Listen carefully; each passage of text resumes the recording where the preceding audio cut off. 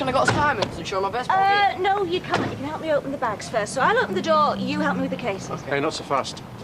And if you're getting something. What? I don't believe it. Put me down, you'll drop me. Not till I carry over the threshold, it's tradition. Richard! We're gonna have such a good time, me and you. Nick, you're still here? Yeah, I've got something to tell you. Do you want to have the bags? Oh, yeah, boots open, thanks. I'm sure I'll open this out. Hello, Maria. What are you doing here? I think we better wait for Nick. Bethany's fast asleep. So, nice honeymoon? Oh, well, wonderful, thanks. You guys have a good time? Oh, brilliant. Why aren't you in Canada, Nick? I came back to get Maria. To get her? Yeah. She's coming with me. We're gonna live together in Canada. Live together? We got together at your wedding, actually. So, you've known each other 3 weeks? Well, things have moved pretty quickly. So it would seem. But we do feel the same about each other, don't we? Yeah. Sarah, David, will you go to your rooms, please? I thought I were going to No, go... don't argue.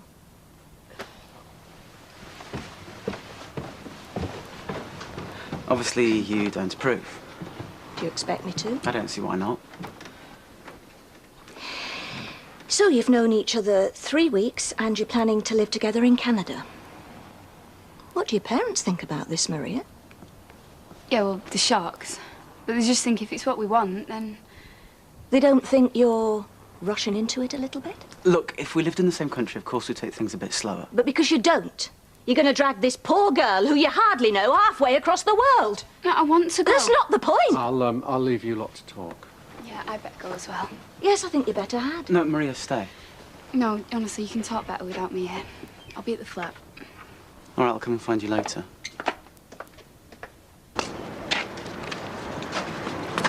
Hiya.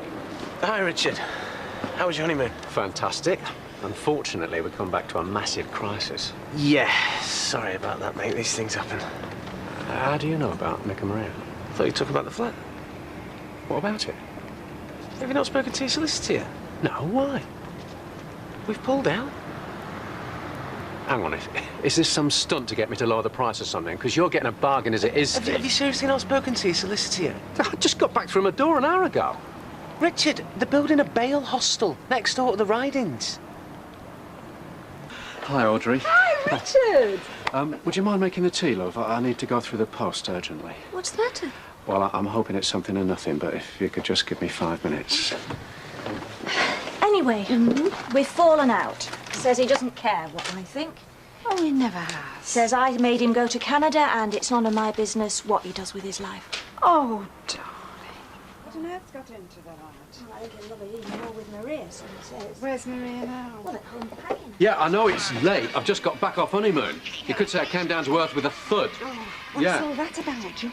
There's a problem with the flats by the sound of it. Do you know, I'll be glad when he's got shut of it. Well, I'll see you tomorrow. Listen, and try not to worry about Nick. Do you know, man, when we got back and I saw him on the doorstep, how come just you for a didn't? minute, I thought he'd decided to stay. Oh, sweetheart. Bye, kids. See ya. There must be something we can do. I mean, I'm not taking this lying down. I can't afford to. All right. I'll do that. Bye. Hope he chokes on his beef stroganoff. Who? You won't believe this, Gail. All 4 sales, all 4 of them, have fallen through. And all the estate agent can say is, can you call me in the morning? Because I'm in the middle of a dinner party. What did you just say? The council are opening a bail hostel in the same road as the Ridings. A bail hostel?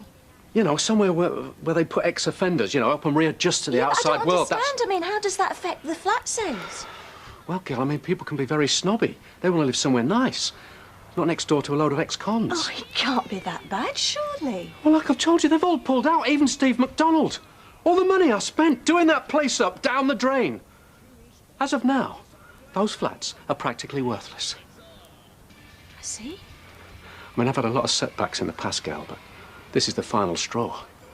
Without the money from those flats, I'm ruined. Open a bail hostel, fine, but why does it have to be in the same street as my flats? You've had some rotten luck with those flats, Richard. Oh, that house has just been like a money pit. I should have sold it the day I got it. What I don't understand is why nobody told you. I mean, the buyers found out soon enough. Oh, it's a conspiracy. Someone up there is having a flaming good laugh at my expense. What I mean is, if nobody told you, you couldn't object. Now you have been told, maybe you can. You got a point there, Gail. Maybe there's some appeals procedure. I mean, at the very least, you should have been consulted. Might not be just me who's had a nasty shock. You know, there might be other people in the road who haven't been told. Start a campaign. Well, I could make a nuisance of myself, certainly. Go see Curly Watts. He's our local councillor. I might just do that. Hey, I'll tell you something. I'm not letting those McDonald's off the hook either. No? Well, I mean, who do they think they are? He's as dodgy as any ex-offender. That's not your sales pitch. No, of course not. But I mean, I know Steve. He's just playing games. He's trying to beat me down on price. I'm glad to see you're not letting all this get you down. A lot of people would. Never say die. That's me. Besides, I've got a wife and family to support now. Hi. Councillor Watts. People only ever call me that when they want something. Well, I've got a bit of a major problem which I need some help with. Have a seat. Can I have a coffee when you got a minute, dearer? Right, love. Do you want anything? No, I'm all right, thanks. What do you know of the council's plans to open a bail hostel on Crimea Street? Quite a lot, actually. I was on the planning committee. Oh, really? So I can rely on you to vote against? Because if it goes ahead, I stand to lose an awful lot of money. Yeah, well, we did consult the local residents and businesses. Wait a minute, you don't live anywhere near there? No, it's where my conversion is, the ridings. I turn it into luxury flats at considerable expense. And now, of course, nobody wants to buy. Surprise, surprise. Ah. Don't get me wrong, I mean, I know these things have to be built somewhere. Yeah, but the trouble is, people think these things ought to be built somewhere else. But it's wiped tens of thousands off the price of my flats. Yeah, but we looked at the pros and cons of all the sites. Surely it's not too late for the council to consider other sites. Well... No. Hear me out. You just said there are other proposed sites. If you persuaded your colleagues to look at one of them again... Well, that's not likely to happen, is it? Because... Well, I could make it worth your while. What? I've given some very sound financial advice to one or two of your neighbours. I could invest a sum on your behalf, offshore, for instance. You're trying to bribe me? I thought it was called lobbying. Yeah, well, I'm sorry, Richard. I'm not for sale. I'm sorry, I shouldn't have said that. I'm under a lot of pressure. Yeah, well, for the record, the planning permission for the hostel was passed weeks ago, unanimously. And I voted in favour. Steve, I was hoping to fix a time for you, me and Karen to have a chat. Well, I'm sorry, mate. You'd be wasting your time. You haven't heard what I've got to say yet. It doesn't matter what you say. We're still not buying the flat. Look, even if this bail hostel does go ahead... Which it will. Well, that remains to be seen. Even if it does go ahead, the flat still represents a fantastic investment. Not according to my solicitor. OK, let's cut to the chase. How much are you prepared to pay, Tom Wack? Oh, I'm not. That's why I pulled out. Oh, what, the flats are now totally worthless, are they? Oh, I'm not saying that. Look, Steve, you're a mate. I'm in a tight corner. Come on, I can do you a great deal. Make me an offer. All right, then, £1? A reasonable offer. £1.50. Look, I think I deserve better than this after all the work I put your way. Look, Richard, it's nothing personal. If anything, I was in favour of not pulling out. It's Karen. She doesn't want to live next door to any undesirables. Oh, that's rich coming from her. Well, that's what I said. But you see, the thing is, Karen was brought up surrounded by undesirables. I think she's a bit worried she might bump into a few people she knows. Richard, just the man I was looking for. Hello, Archie. Yeah, I could interest you in a luxury apartment, could I? Oh, no, I'm quite happy where I am, thanks all the same. Oh, well, that's a pity. How did the honeymoon go, then? Oh, wonderful. I mean, I must admit, it seems like a long time ago now. Oh? Yeah, I came back to one or two little problems. Oh, well, I hope you don't mind if I burden you with another. Sorry? The bill for the wedding cards. Oh, yeah, of course. Yeah, right. I'm sure you'll find it very reasonable. Yeah, OK, well, thanks then. See you. thought of him going without saying a proper goodbye. I know. Did I tell you he rang from the airport? Oh, that's great. Yeah, I'm really pleased. Let's just hope that he and Maria know what they're doing. Yeah. Anyway, he's not the only one capable of making a daft decision. You'll never guess what Sally's done. Listen to me. I'm sorry. How was your day? Oh, not so bad. Any luck with the flats? Hard to say, really. Actually, no. It's very easy to say. I'm stuffed. I could soldier on, you know, crack on, everything's going to be fine, but it's not Gail. So you might as well know now. The flats aren't totally worthless. No, but if you look at the whole picture, how much I owe, how much I stand to make, even if I ever sell the blooming things, I'm in big trouble. Surely things aren't that bad. I'm a financial advisor, girl. I know what I'm talking about. Unless I do something pretty drastic, I'm finished. Councils can't go building things like bail hostels without talking to people first. I mean, it's like power stations and prisons. They've got to publish plans. They've got to talk to the locals, surely. Yeah, I mean, of course they'll manage the law. So why did nobody talk to you? Well, from what I can make out, it's down to Mrs. Lawson's solicitor. Apparently, the council wrote to her about the scheme, but she never thought to tell me. And after she died, neither did the solicitor. Sound like a bunch of incompetence to me. Someone round here must have known, surely. Dougie Ferguson. I meant to tell you this. He must have known. You know, ever since Dougie died in that awful accident, it's been one thing after another with those flats. I mean, there was the foundations and all the money it took to put that right, and now this bail hostel. It's almost like there's a curse on the whole damn project. Why does it always happen to me? Ferguson must have known about this bail hostel scheme. Well, he'd have told you. No, not necessarily enough. He stood to make money out of it. He came along with his big conversion plan, and he saw how he could make a killing. Oh, he wouldn't do that, would he? Well, I can't be sure. But if he did, then what happened to him was well deserved. He had it coming. All I'm saying is there's still good flats, whatever they build on the doorstep. Oh, yes, but it's the location that sets the value. And the bail hostel has ruined the location. Fine, I might be able to sell the flats, but I'm going to have to drop the price a hell of a way. So how much are we talking about here? Are you sure you want to know? Yes, I do. I'm in this with you, Richard, all the way. All right.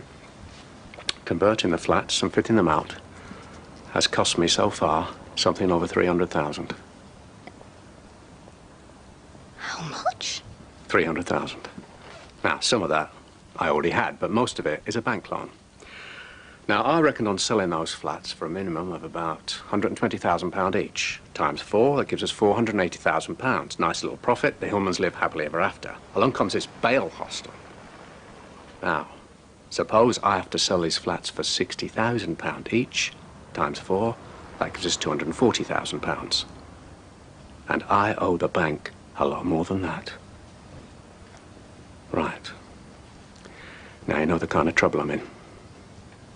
Oh, my God.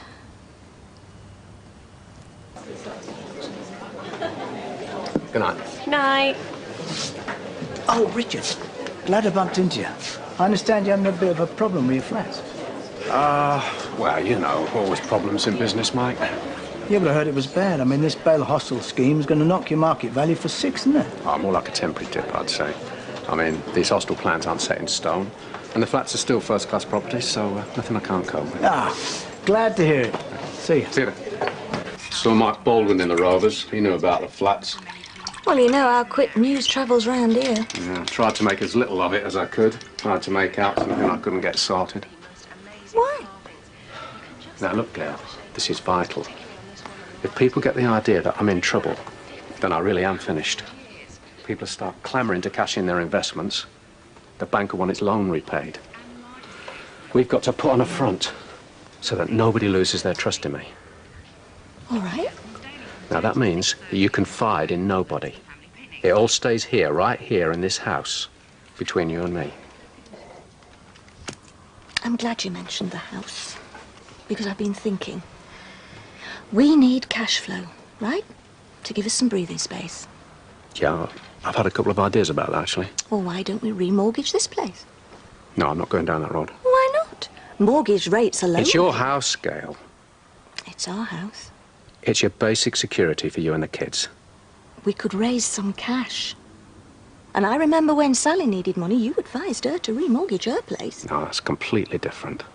The way I see it, I've got to get us out of this mess. Now, there's no way that I'm risking your home. I appreciate the offer. You're wonderful. But it's not on. Anything interesting in the post? No, just circulars. You know, I hardly slept a wink last night. I know. I wish you'd stop distressing yourself over this, Gail. I mean, it's my worry. It's our worry. We're partners, for better for worse and all that. Anyway, I did come up with an idea.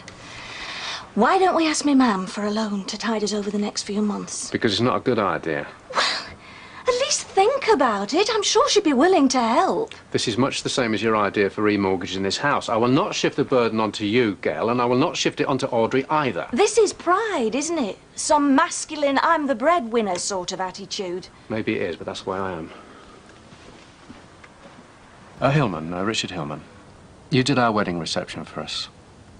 Yeah, that's right. Yes, I did receive the invoice. No, it all seems to be in order. I'm not querying any of the items. I was just wondering, and I would take this as a real favour, if it were possible to put this back by, say, another month. Pardon? Oh, no, it's simply a question of smoothing out cash flow. I'm sorry, I don't appreciate your tone. Well, let's just forget this entire conversation then, shall we? Tea's ready in 5 minutes. I'm only trying to help you, Richard. Yeah, I know that. But you're too stubborn and you're too proud to let me. You're shutting me out, and that hurts. You're right, I'm sorry, Gail. But it's difficult for me. I've just got this deep-seated instinct that tells me that I'm the one who has to get us out of this crisis. Please let me help. I will, I promise. Good. So think about what I said this morning. We need some money to tide us over, right? So we asked me Mam for a loan. I'm sure she'd be willing to help. And after all, she's left a will that leaves everything she's got to me. I'm sure she'd be happy to help now instead of years from now. But there's something you're overlooking. Audrey hasn't got much in the way of what we call liquid assets, cash in the bank. There's all those investments you put her into. It isn't the time to cash them in now. And anyway, there isn't that much. No, I mean, Audrey's worth quite a bit, I grant you that. But it's in her house and her business property. I mean, that won't become real money until her properties are sold when she dies. So, thanks for trying, Gail, but I think we're going to have to think again. So we're a team, okay? We're in this together. We're a team. So, this breathing space we need to keep us going. I still say we can remortgage the house. Now, I know you don't like the idea, but I do, and it's my house. Although I prefer to think of it as ours. Go on, Richard. I'm sure it makes sense. Well, it does make good financial sense, I must admit. All right, Gail. You win. Good. Now you see I am being of some use to you. You are wonderful. I'm the luckiest man in the world. Thank you. My pleasure. Just one thing, though. Nobody must know that we're raising money on this house. Not the kids, even. If word gets round, then people might start losing confidence in me, and that mustn't happen. So you must talk to nobody. Not even my mother? Especially your mother. If Audrey gets wind of the fact that we've got financial problems, she'll talk. And if word gets out, well, then we really are finished. See, Gail, if you're serious about remortgaging this house... How many more times? Which you are. I am. Well, then, it might be wise not to be too honest about it. So what are you up to? Fed up. Nobody about? No, they've all gone away. I'm sure they haven't. Look, see what you can spend that on. No, thanks. He's already had his spending money. Bank holiday bonus. No, what I mean is, the bank might not be too impressed if you tell them we need the money to bail us out. I mean, no one likes lending to a bad risk. Is that what we are? Not really, no, but we don't want them to think that we are. So? So, you tell them you need the money to, you know, redecorate the house, buy new furniture, that sort of thing. And the other thing is, don't sound desperate. Act like you're doing them a big favour, asking them to lend you the money. You might even go so far as to saying, if you don't come through the money quick like, I might just decide to go somewhere else. Oh, come on. What? Putting on a performance like that, you might be able to do it, but I'm not sure I can. OK. Imagine that I'm the mortgage advisor. Now, it's possible, when you tell your mortgage advisor about all this work we're having done... None of which is true. It's possible that he might ask you for estimates. Oh. No. You don't have to worry. You just say, yeah, sure, I'll get the estimates. And leave it to me. I can always get estimates, no problem. It's a problem to me, telling all these lies. It's not lies, Gail. It's just standard procedure. Oh, you should have been in the street just now. David, we're talking. It was fantastic. Listen, I gave you some money. Can't you find something to do with it? Already have. Money. It's all we ever talk about. Sorry, I'm only trying to do my best for all of us. I know. It'll be okay. I'll practice in front of the mirror before I go, and I'll do everything like you told me. It's only white lies, Gail. You'll not be doing anybody any harm. I know. Be okay. Is this okay? You look lovely. You sure? Is it smart enough? Gail, you're only seeing a mortgage advisor. They don't care what you look like. I don't want to get this wrong. You won't. Just stick to your story. Tell them we need the money for home improvements. Chances are they won't even ask. Still wish you were coming in with me. Oh, you'll be fine. Anyway, I'll be far too busy sweet-talking Keith Greenacre. Why do you think he wants to see you? Oh, I don't know. You know, bank managers always arranging meetings to justify their existence. Anyway, whatever it is, it won't be a problem. We go back a long way. I'll get it. Oh, hi, Audrey. Hi, Richard. Right, Yeah, Mum? fine. Oh. Hi, Mum. You okay? Yeah. Just popped in for a chat, but we'll see you're busy. What's the occasion? Richard's taking me into town for a business meeting. Yeah, it's a marketing seminar for financial advisors. Bit dull, really. Oh, I think that's lovely. I mean, a lot of men like to keep their wives at arm's length when it comes to business. Not me. Oh, well, won't keep you. I'll see you later. All right, See you, bye-bye. Mum. Bye. You okay? I don't like lying to her, Richard. I know, and I wish it wasn't necessary, but... Look, if you're not sure about remortgaging the house, just say so. I don't want to force you into anything. You're not forcing me. I want to help. Believe me, you are. With your money and a little bit of leverage from my bank, we'll soon be out of this mess, I promise. And of course, as with any mortgage, your home is at risk if you fail to keep up with the repayments. I understand. I'm sure there won't be a problem. So, you planning to make some home improvements? Yes. I'm the same with our house. Drives my husband mad. He says it's like living with Carol Smiley. When do you think you'll be able to release the money? Usually takes about a week, but just estimating, a 3-bedroom semi in this area should be worth about 50,000. So you should be looking at around £17,500, which is the amount you were after. And that's it? That's it. See, I told you. There's no need to look so worried. Well, you're looking very well, Keith. Not too bad. Yourself? Oh, yeah, great. Good. Well, thanks for coming in. Take a seat. Thanks. Right. No point in beating about the bush. I've been looking at your account, and I'm getting a little worried about the extent of your overdraft. I appreciate that, Keith, but as I explained, it's only a temporary cash flow problem. Temporary?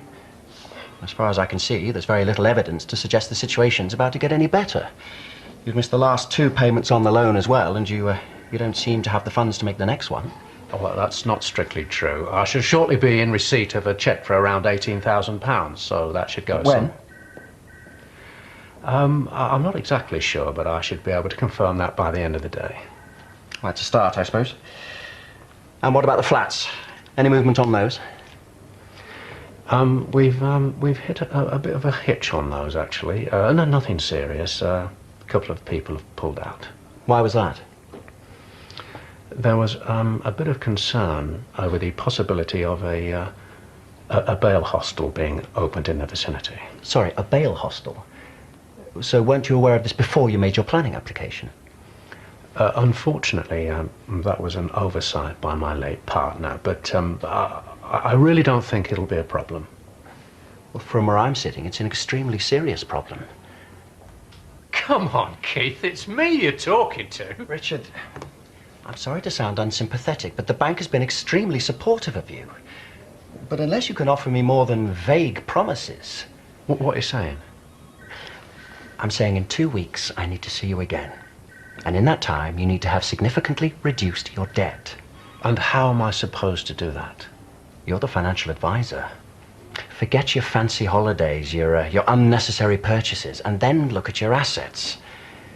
You might consider downsizing your new car. You're not serious. Oh, I'm extremely serious. Your debts are spiraling out of control, and unless you can find an immediate way to start plugging that hole, I'm going to be obliged to withdraw our support. Anyway, come on, how did your big business meeting go? Oh, fine. Yeah, really well. You're quite high flyers, aren't you? You and your new husband. Where is he, by the way? He's at home working on some figures. Oh. Do you understand it all now, the ins and outs of high finance? Oh, no, I leave it all to Richard. He's the expert. Ooh.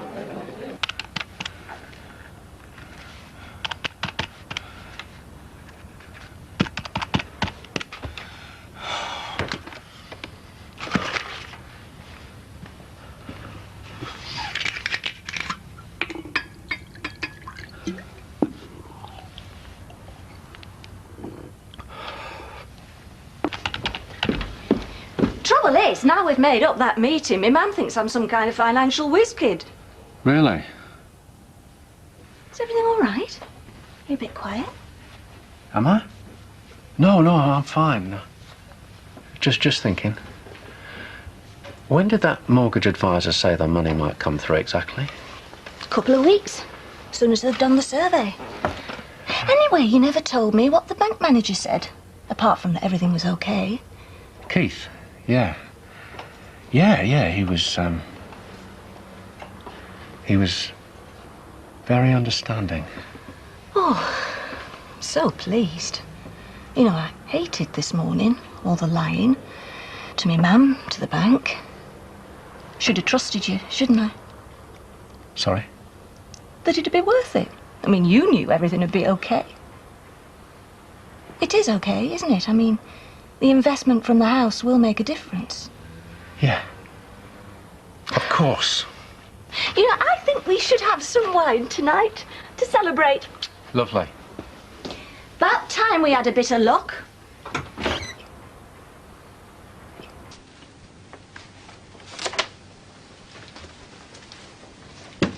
Everything all right? Yeah, it's just the wedding bill reminder. Thought you'd paid them. Oh, yeah, well, I fully intended to. It just slipped my mind with all this other stuff going on. You have put it by? Oh, yeah, there's no problem. I just hate having to be reminded, you know. It creates the wrong impression. Well, I could pop down and pay it this afternoon if you like. No, there's no need. No, I'll nip down this morning and pay it myself. Kevin, got a minute? Why, you got a problem? Morning, Gaffer. No, I was after a bit of advice, actually. I've got a mate who's got one of these, and he's looking to sell it. But out my league at the moment, mate, one of them.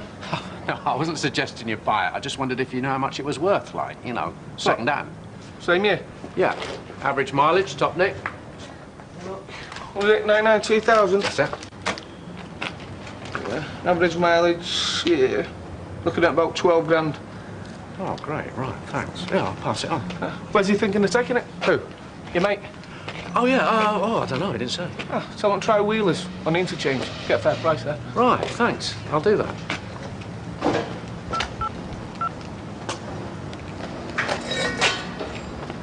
Oh, hello, yeah, it's Richard Hillman, yeah. That's right, yeah, the very same. I know, I'm sorry, I've been very busy. No, there's no problem. In fact, I was hoping to be with you this morning with the full amount. Say lunchtime? I've saved you some lunch, but it'll need heating up. I don't want any, thanks. All right. Not really, no. What is it? What's happened? When I was downtown paying the wedding bill, someone took the car. What do you mean? Clamped it, towed it away? What? No, I mean took it. Broke into it and drove it away. Stolen? Stolen. So you didn't actually see the thief drive away? No, I told you. I didn't see a thing. I went to the place to pay off the wedding bill, and when I got back, it'd gone. They'd broken a window. How would I know? There'd have been broken glass. Oh, well, no, there was no broken glass. Well, you told me no one could get into that car without breaking a window. And even then, they couldn't drive it away because of the immobiliser. Well, they did. Yeah, but how? Well, how would I know? If I knew that, I could do something about it, couldn't I? Yeah, but you said that were impossible. What you're saying, David, that I'm a liar? That my car hasn't been stolen? David, why don't you go to your mates? Oh, do I have to? Yes, you do. Sorry about that. No. I shouldn't have shouted at him. I just lost my temper. I know it's just this on top of everything else. But you have reported it to the police? Yeah, of course I have. Not that they'll do anything about it. They never do. It's probably stolen to order. Could be halfway to Russia, but now. It's insured. We'll get the money back. Yeah, that'll be a 2-month wait. The more pressing problem is, how are you going to manage without a car? I mean, how are you going to work? Well, I haven't thought about that yet. Well, don't you get a hire car with the insurance? Well, not on ours, no. It'd have put the premium up, so I just didn't think it was worth it. Well, that turned out to be false economy, didn't it? Well, I know that now, don't I? You must have known you'd need one if anything happened to yours. I didn't know my car was going to get stolen. Well, there's no need to shout. Well, isn't there? I come home after my car's just been stolen from practically under my nose, and if that's enough, my family start tearing chunks out of me for being stupid. Nobody's calling you stupid, Richard. Where are you going? Going to the pub. Might find someone a bit more sympathetic down there.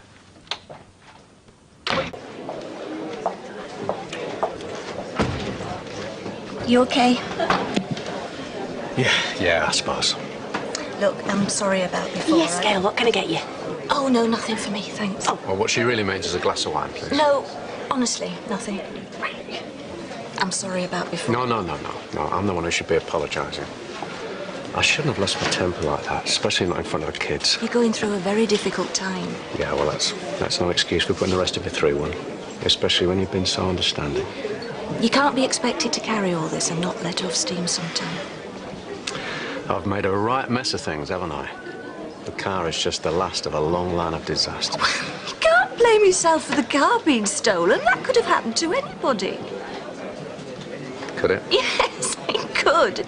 So stop beating yourself over the head for something that's not your fault. Come on, drink up. Let's go on.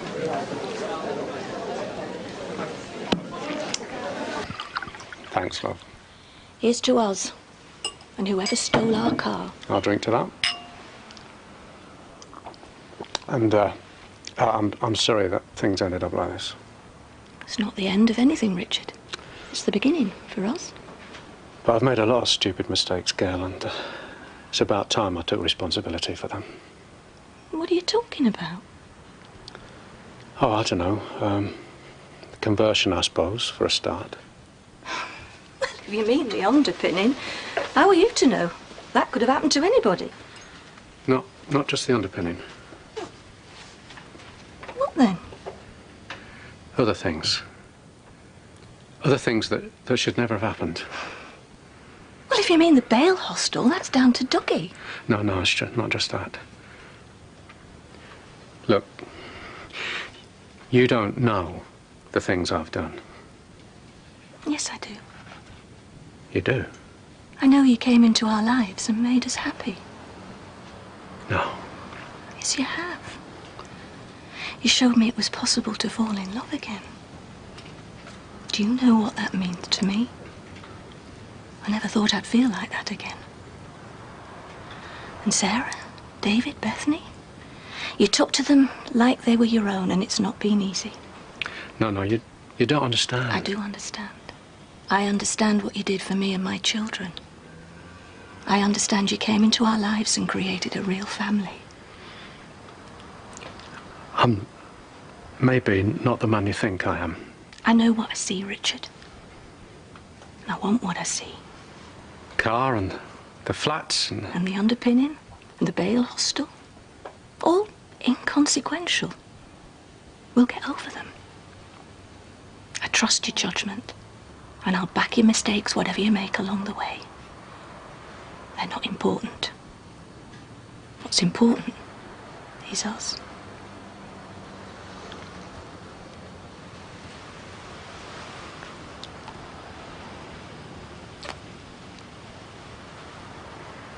Thanks.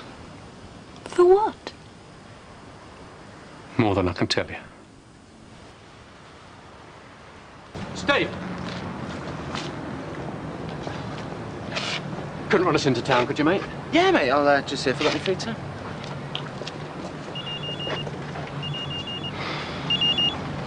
Hello? An offer? Great. How much? 50 grand? Well, they think I'm stupid. Those flats are worth more than twice that. Yeah, well, bail hostel or not, at that price, I might as well give them away. Tell them no chance. You're in luck, mate. Oh, Richard! Gail's been telling me about the car being stolen. That is awful, isn't it? Yeah. Still no word from the police? No, not yet. No, look, I'm ever so sorry, Audrey. I'm in a real hurry. I've just been thinking, why don't you have a word with Emma? Or I will, if you like. What for? Well, her being in the police, she may be able to hurry things up a bit. Look, the police are doing all they can. I don't see the point of dragging Emma into it all. Oh, well, it was just a thought. See you later. Okay. Bye. You've got a bike. Yeah, but it's naff. I ain't got enough gears. Oh, and they're essential, are they, given the mountains we've got round here? Give it a rest, will you? And don't mention it to Richard. What, in case he snaps my head off like he did before? He didn't mean to. He's got a lot on his mind at the moment. Like what? Like work and things. Hello, Rosie. Hiya. How's your arm? It's a bit itchy. Oh, you wait till Monday. You'll have that much to take in at your new school, you'll not have time to think about your arm. You looking forward to it? Yeah? Not. Why, you're not scared, are you? A bit, yeah. You know when we went on that day visit? Well, some of the year 7 said that the older ones need your stuff. And the teachers are well strict. They put you in detention just for breathing. Well, that's nothing to what I've heard. Oh, yeah, it's Richard Hillman here. Listen, I've been thinking. Get back what I said before. Get back onto that buyer, see if he'll raise his offer. How do I know how much? Just see what he'll go to. Oh, sweetheart. I bumped into Richard this morning, poor thing. I mean, it's not having much luck lately, is it? What with the flats and now the car. No, I mean, we'll get the insurance on the car, but bail hostel was a real blow. Bet he's feeling the pinch a bit, though. Oh, no, he's got it all under control. Oh. Well, I suppose that's his job, isn't it? Being good with money. Just as well, eh? You're late. Hard day. Yeah. Where's everyone? Sarah's giving Bethany a bath, and David's upstairs trying his school uniform on again. He'll have it worn out by Monday. I've saved you some tea. I'll put it in the microwave. No, it's all right. I've gone past it. Love a drink, though. Ah, well, I've got rid of one of the flats at last. Oh, that's fantastic. Well, not quite. Had to let it go for a measly 65 grand in the end. Well, at least it's something. Yeah, I suppose you're right. And Martin called round to see David. Asked if he could help out towards his school uniform. You didn't let on about our finances, I hope? No, of course not. Anyway, told him there was no need.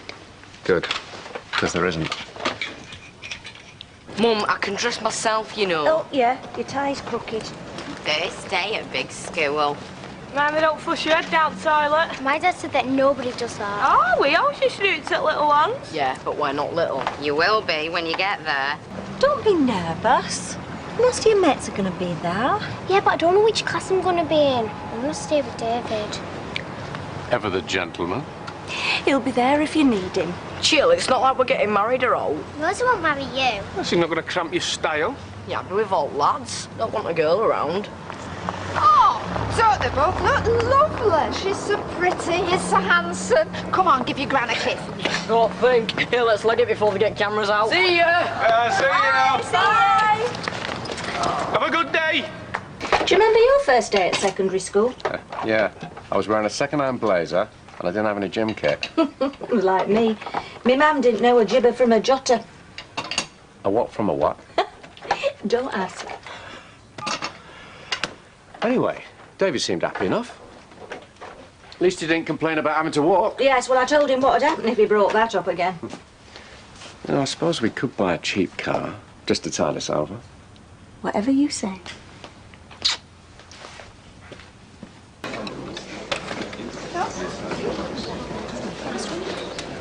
So, when did you hear?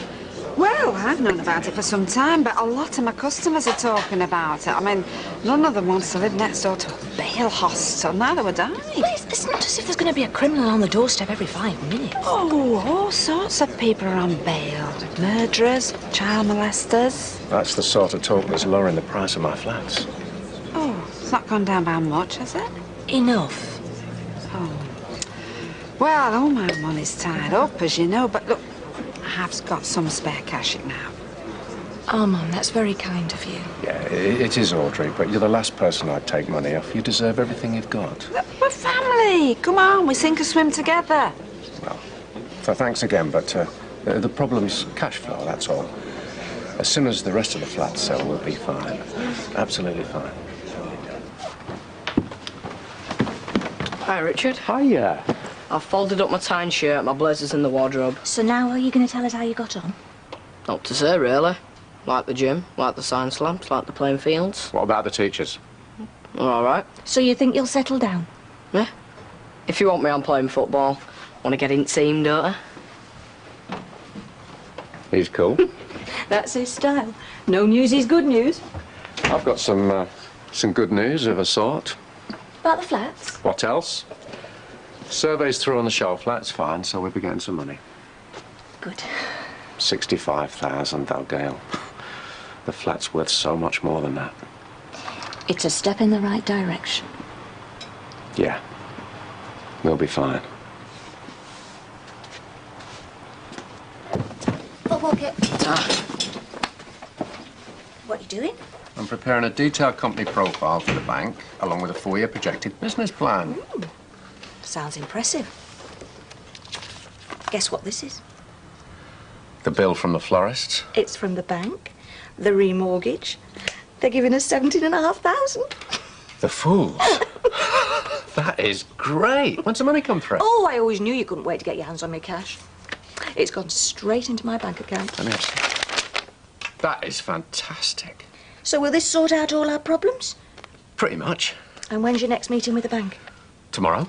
And I think Keith's going to be suitably impressed. Do you know something, Mrs. Hillman? You have saved my life. What do you think? Well, it's a nice idea, but... But what?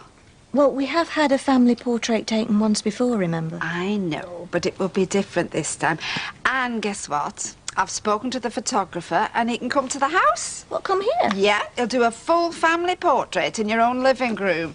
Be like one of them magazines with all the celebrities, won't it? You know, the Hillmans at home. You're not going to take no for an answer, are you? If I have to, I will shove us all in one of them photo booths in the post office. Well, I think it's a good idea. I've only got one problem. What's that? I can't let you pay for it.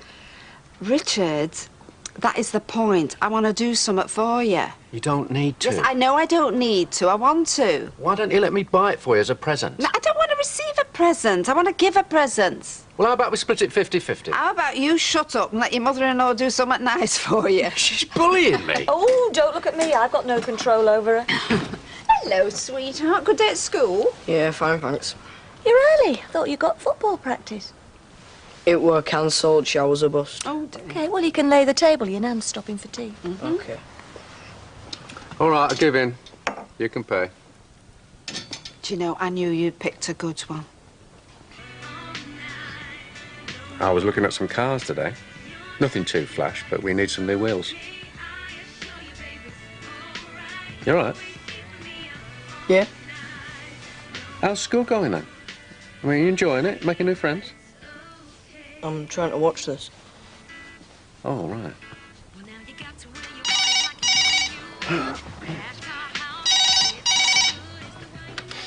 Hello, yes? Yes, I know. I hadn't forgotten it. Look, it's after 6 o'clock. And you're phoning to remind me about a meeting that I already know about. I've never missed a meeting at the bank, and I don't like being treated like this. So if you don't mind, I'll get back to my family.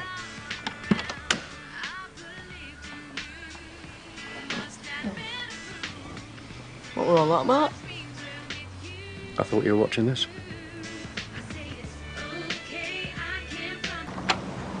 Morning, Richard. Curly, look, I'm sorry, I know it's early. What can I do for you?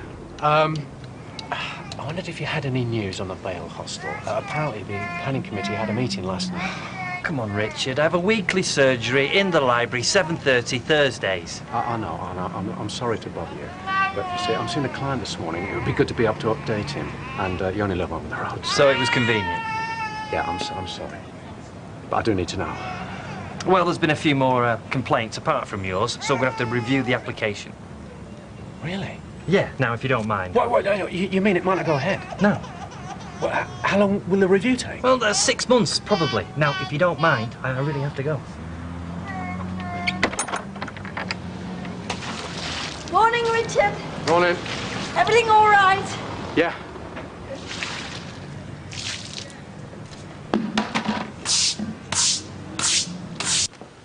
So, do you think the bank manager will wait 6 months? Well, 6 months extra interest for him, isn't it? You know what bank managers are like. Well, after everything I've done over the last couple of weeks, he'll be eating out the palm of my hand. And what happens if the Bale Hostel does eventually go ahead? I think we'll cross that bridge when we get to it. He's going to ask. It's no problem. He's going to want to know how you're going to repay the debt. What do you think I haven't thought of that?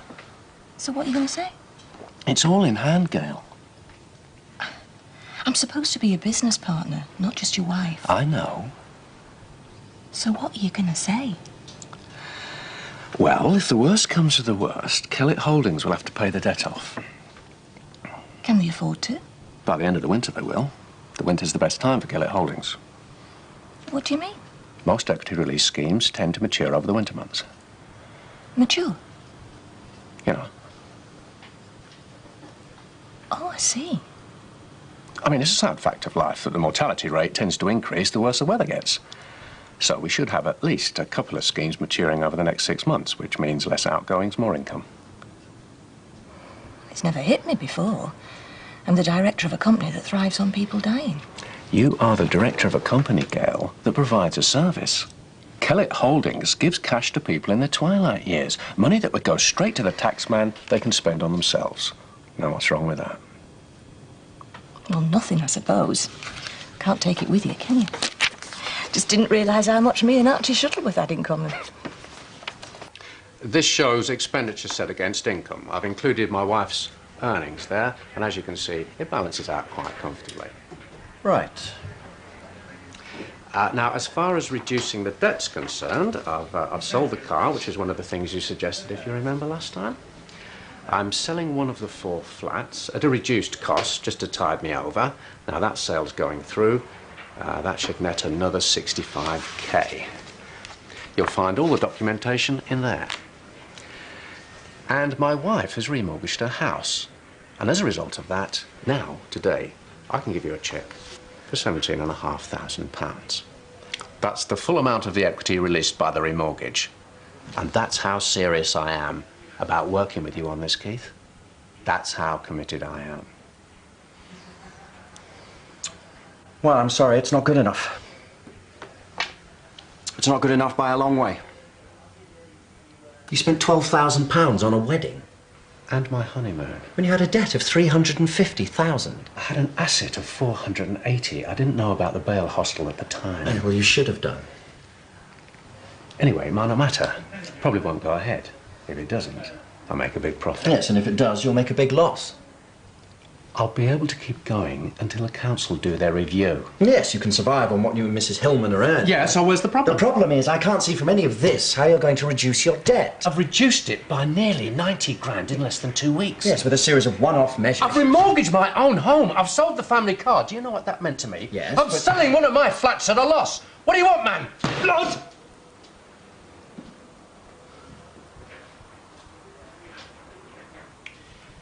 I want to know what you're going to do if the Bale Hostel gets built. You're supposed to be a financial advisor. Advise me. What's your contingency plan?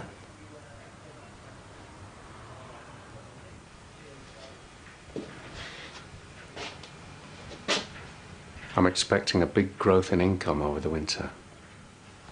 Why? I've got a big contract in the offing. Kellett Holdings, old client of mine. They've asked me to do some consultancy work for them. How much will this contract be worth? 5-figure sum, at least. Well, why is none of it down here? Well, we're still talking about it. Oh, so it's not definite then? Oh, yeah, it's definite. How can you be so sure? I have a good relationship with the company director. Who is? A woman called Gail Platt. She won't let me down. And when will we see the benefit of this big new contract? Year end at the latest. It's all if, buts and maybes, isn't it? The bail hostel might not go ahead. Kellett Holdings might not give you a big new contract. They will. Well, they'd better do. Because if you don't get a serious injection of fresh funds by the end of the year, you'll be finished. You'll lose the ridings, you'll lose the home you're living in now. You'll be bankrupt, Richard. So how did it go? Did you have him eating out of the palm of your hand? Of course. There's risk takers like me that drive the economy. I mean, banks realise that. That's why they support entrepreneurs. Lucky for us. Well, what we're going to do, we're going to wait and see how the bail hostel review goes, and in the meantime, wait for 1 or 2 of the equity release schemes to mature over the winter. Well, knowing bank managers, he'll be praying for snow and power cuts. But what happens if none of them do mature? Well, I've got a couple of months' breathing space now. A couple of months to come up with an alternative business plan. And that's what I'll be concentrating my efforts on over the next few days. Emily! Oh, hello. How are you these days? Never better, Richard. Fit as a fiddle. Good, good. Glad to hear it. I'm thinking about booking a winter holiday, actually. Oh, yeah. Anywhere nice? Well, somewhere sunny. I've got a bit of extra cash to play with, thanks to your son-in-law here. Me too. Do you know, you're a long time dead, so spend it while you can, that's what I say. Let me get these, Richard. No. Look, let me get them. What are you having?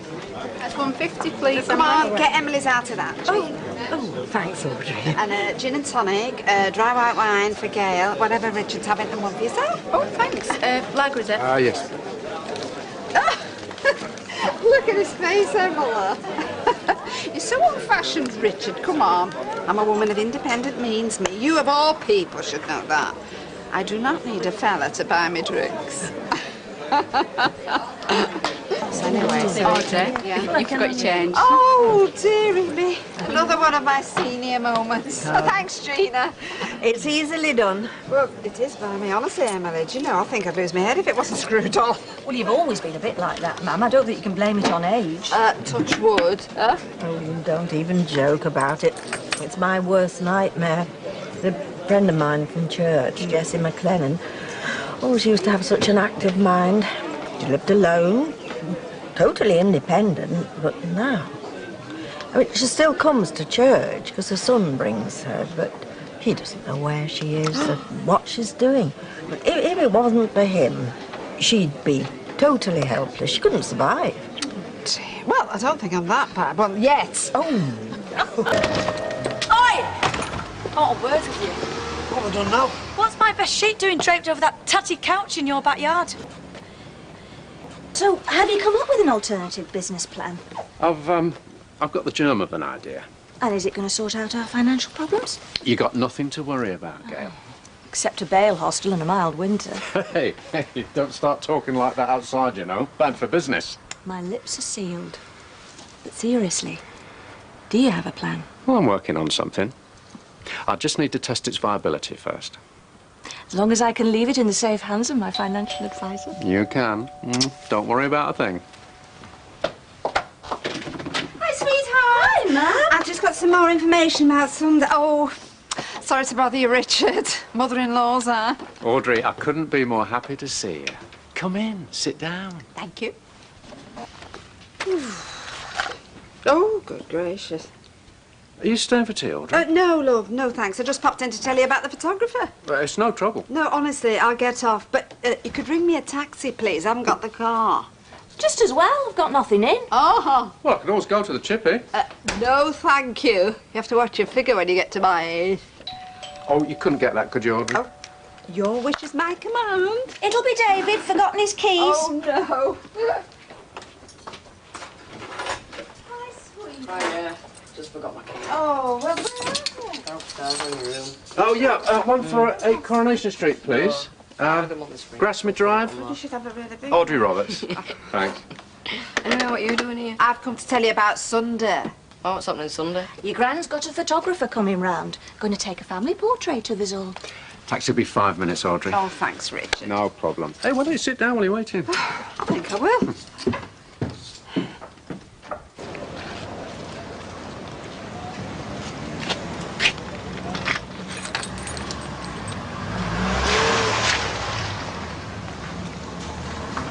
Better cancel the taxi till we find the keys. Gail, I definitely put them in my bag, I remember. Well, I'm sorry, ma'am. They're not there now. You're always having a go at me for losing my key. We've heard you apologise. David, shut it. I hate it when this happens. Well, retrace your steps back to the salon. You might find them in the street. David, go with your gran. Help her look for her keys. I'll lay the table. You want to be more careful, Gran. Well, I'm absolutely baffled. I mean, where could they have got to? Oh, come on. Gran! Have you found them? Yeah. Oh, where were they? What? Have you just put them there? No, that's what I found them. Just dangling. You better watch it, Gran. Think you're losing your marbles? Oh.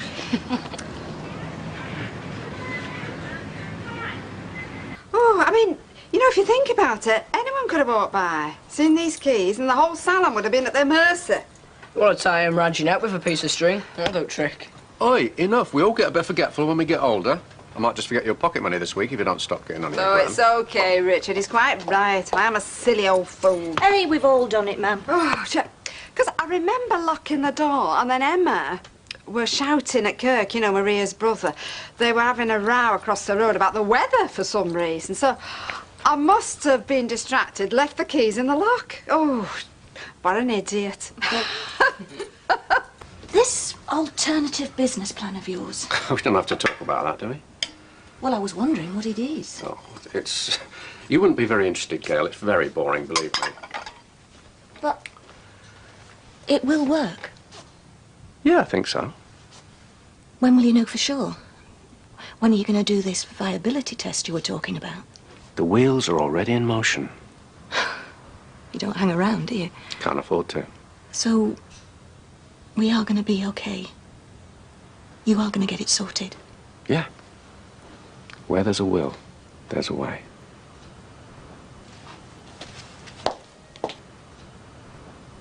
David, there's a very smart, very clean shirt out on your bed. No, it's not. It's naff. I'm not wearing that.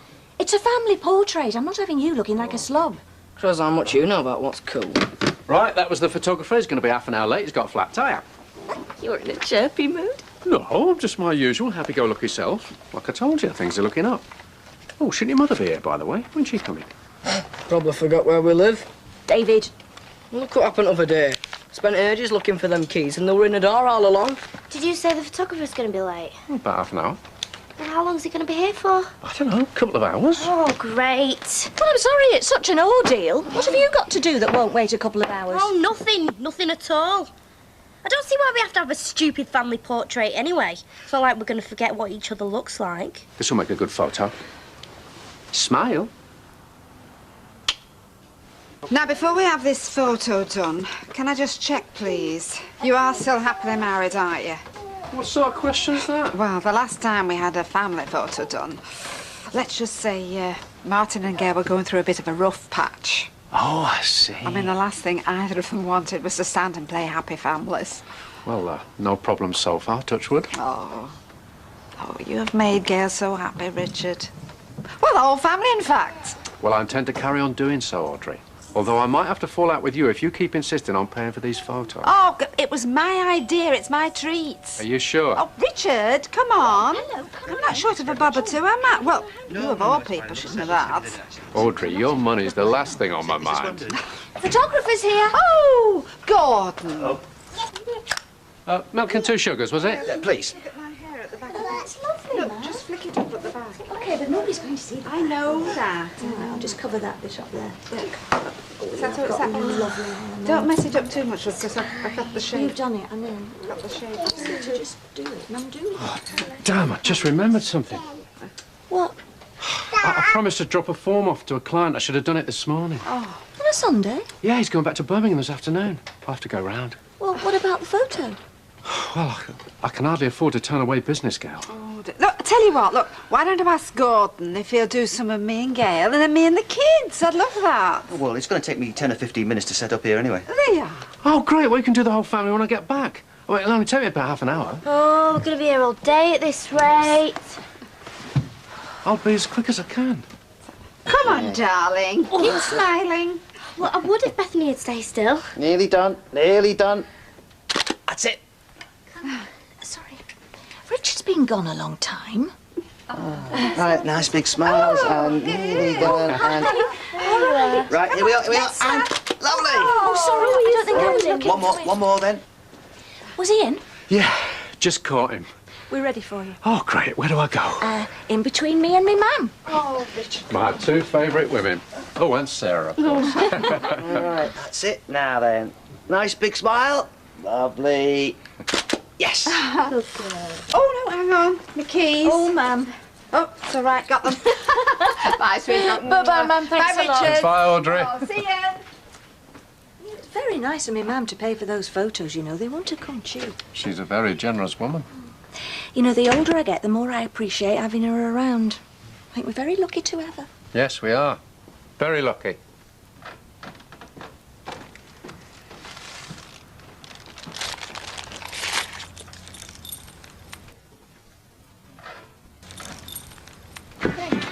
Has anyone seen Bethany's red shoes? They were in the kitchen. Oh, I'll put them in the hall. Oh!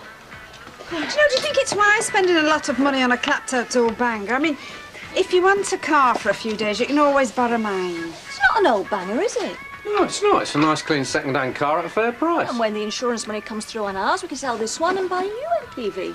Hey, we could upgrade to one with a climate control and a CD changer. I thought it was only blokes who got excited about CD changes and climate control. Shouldn't let me read the brochure. Well, I suppose you know what you're doing. So, am I going to buy it? Yes, buy it. Great. We're back on the road then. Right, you ready? Yeah, come on. Oh, no, just a minute. Who fancies going out for their tea tonight? Bit of a treat, save you the trouble. Oh, fine by me. I'm all right, thanks. I've got loads of schoolwork. Oh, all right. How about you, sweetheart? Shall you and me go out for a tea? Yeah, if you want. Well, don't sound so excited. I'll pick you up after school. And what about football practice? We're doing it at dinner time. They've got another match on at end of school, so... Right, come on then, before we're late for school. Goodbye, sweetheart. It's very nice, Richard. Well, it's done a few thousand, but it'll do for now. Yes. Now, look, I thought I'd take David 10-pin bowling after school, so I'll bring him home about 7, OK? Yeah, that's fine. Will you be giving him tea at your house? No, we're staying here to the bowling. They've got cafes and everything there. Even got a bar. Oh, well, that's great. Well, I'll see you at 7 then. All right, it's very nice.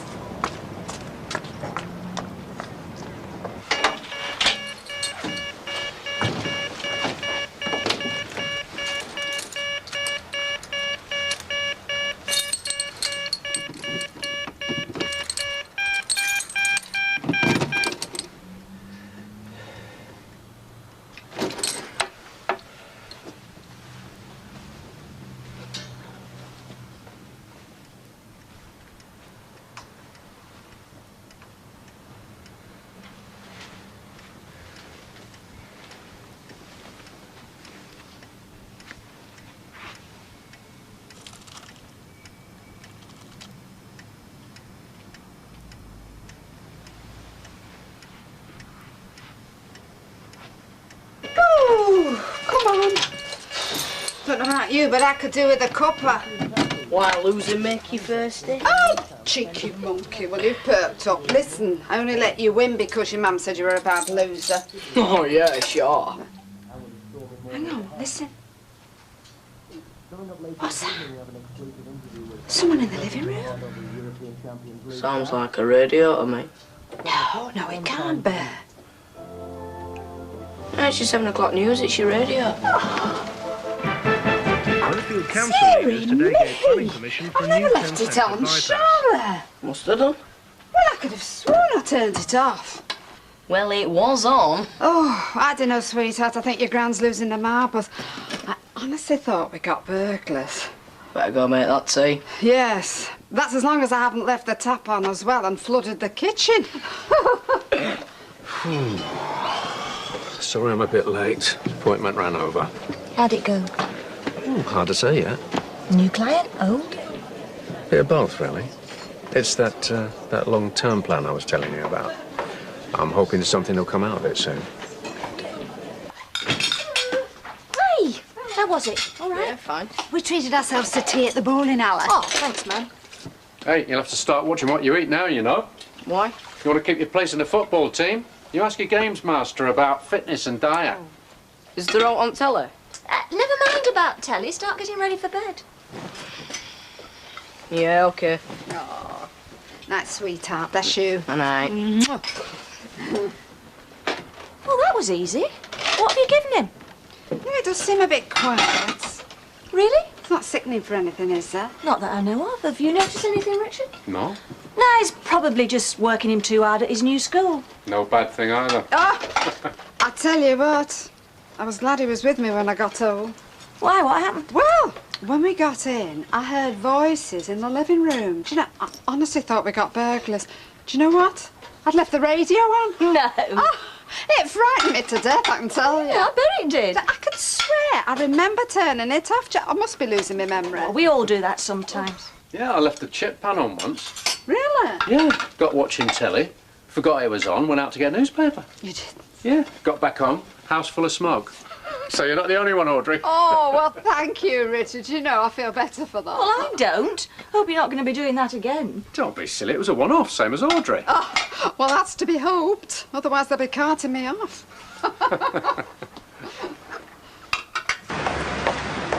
You all right? You've not said 2 words all morning. Yeah? You'd tell me if there was anything, wouldn't you? Wouldn't you? Yeah. David? What? Yes? In your dreams. Does David seem all right to you? Yeah? Comes straight home, goes straight to his room, never talks. Thought he'd be full of his new school. You were? There he is. David? What? Here! Why? I want to talk to you.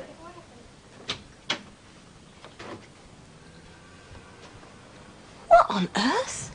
Football.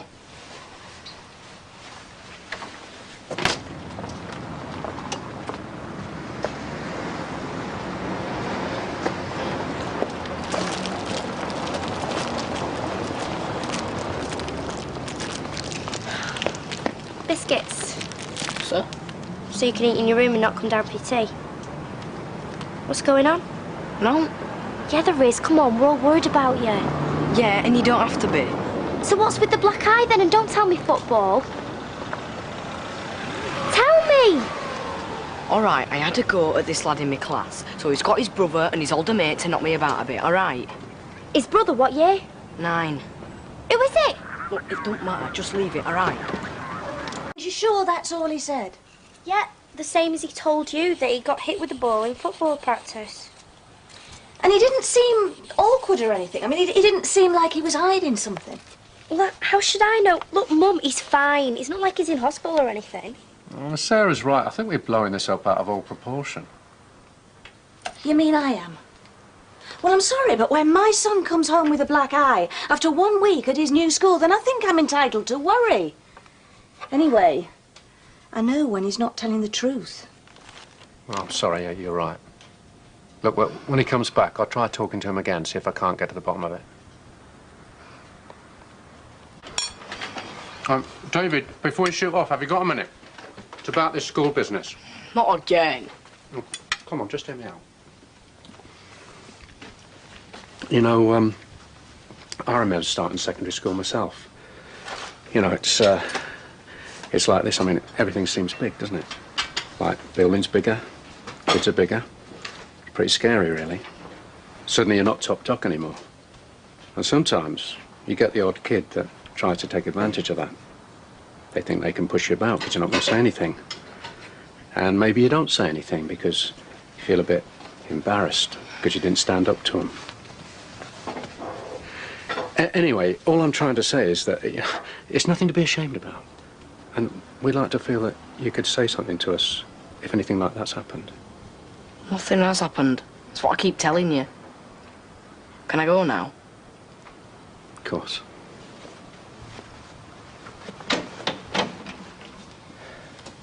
Well, I made a big impact there. Well, at least you tried. Anyway, maybe he's telling the truth.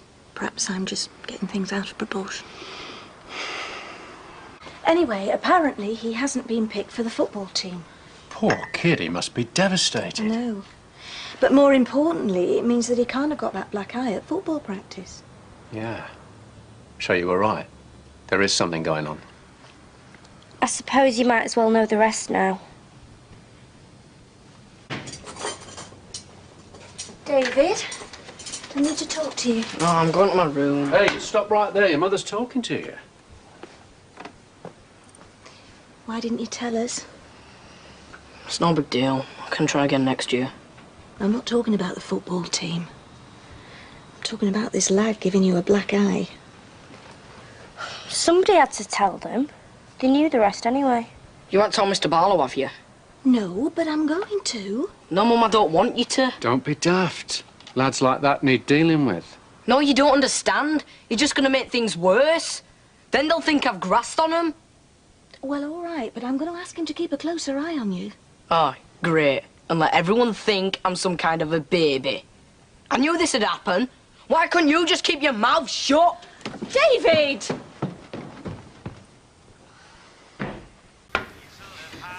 Would I be right in thinking that things are on the up at work? Hmm? Well, you've not mentioned any problems lately. Unless you're hiding them from me. I don't want you hiding things from me. No. Things are on the up. You could say that the dark clouds of financial worries are thinning out. Oh, good. At least. David! Do you have to make so much noise? There's no cereal. There's plenty of cereal. Well, not the type I like. Well, would you like me to make you some toast or some eggy soldiers? Soldiers, I'm not 6. I know you're not. Then why act like I am? Pardon? Asking Mr. Barlow to look after me at school. It's like something out of Mary Poppins. If you're being bullied... I'm not being bullied. No one's calling me names. No one's giving me Chinese burns. I just got thumped. Exactly. You're being picked on. You know, maybe I should go to the school myself, talk to the head. No, Mum, you can't. It's no big deal, please. I think perhaps you ought to let David sort it out himself, love. Really? As long as you promise to tell me if anything like this happens again. Yeah, of course I will. I don't believe you. It's true. She were going on and on at me and I forgot to ask for any. You know what she's like. What does he want? Dinner money. Ah, isn't it sweet how Sarah's such a mother? What makes you think I've got any to give you anyway? All right then, I'll start. Oh, hang on. Hey, did you see that film that was on last night? Yeah, well good. I reckon I look a bit like Sandra Bullock. What do you think? Maybe I had darker eye. What film's this? Oh, you won't have seen it was on too late for you. See, Sarah's not allowed a TV in her room because she might wake Bethany. Oh, but my dad's bought me one of those TV combi things where you can watch videos in the room. You're welcome to come round whenever you want. Right, there you go. Ta.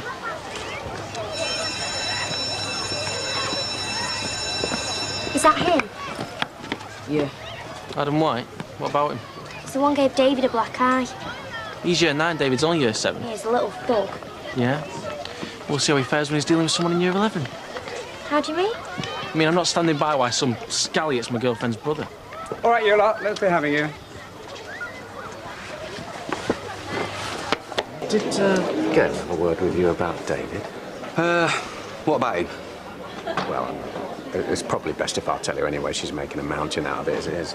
Why, what's up? He's got himself a black eye. I mean, you know, some kid had a go at him at school. I mean, I don't think it's anything serious. I just thought you ought to know. I mean, it's something and nothing, you know, kids like. Right, OK, well, I'll have a word with him. Suppose it's time for me to take him down to the gym for some boxing lessons. That's what my dad did with me. Anyway, I finished up not charging her for the first colour. Gail? Gail, are you listening? Oh. What were you talking to Martin about? I was just telling him about David's black eye, that's all. He said he's going to teach him boxing. Boxing? Oh, I don't like the sound of that.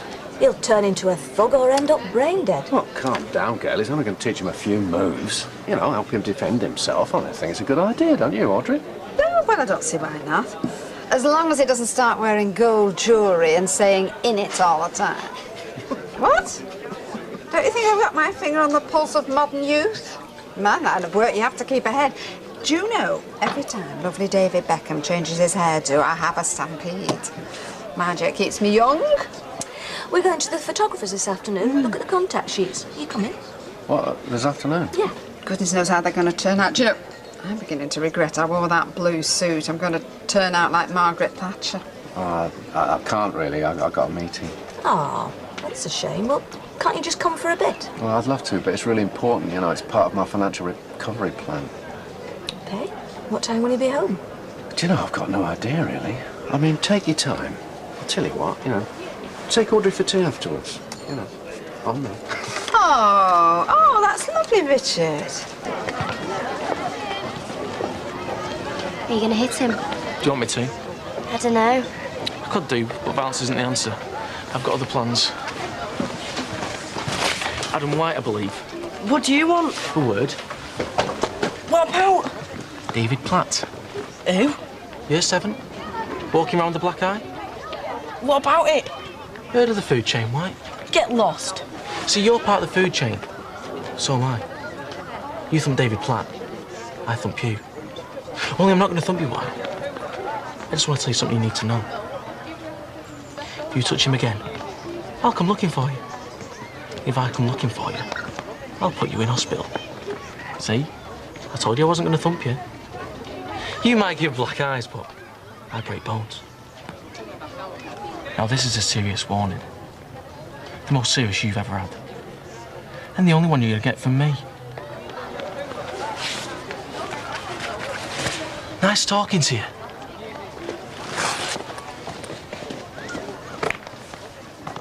How did you learn to be so scary? Oh, you know, you hear things said, they have an impact. You're brilliant. Hey, you all right? Was that lad having a go at you? Just leave me alone.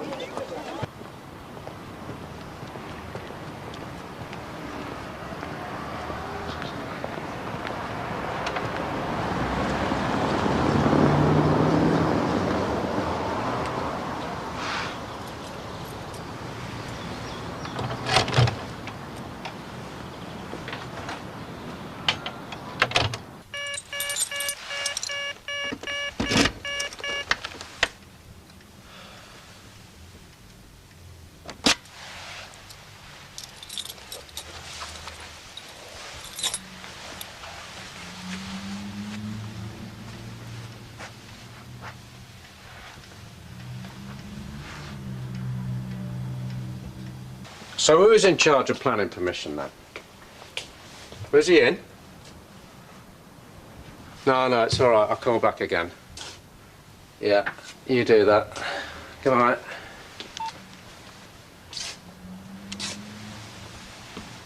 Third of February, Sarah. 18th of April, Gail. 25th of December, David. Oh, Audrey. No 19th of December, Richard. Aye. On the Prozac, are we, Audrey? Paracetamol. Do not exceed stated dose. Hey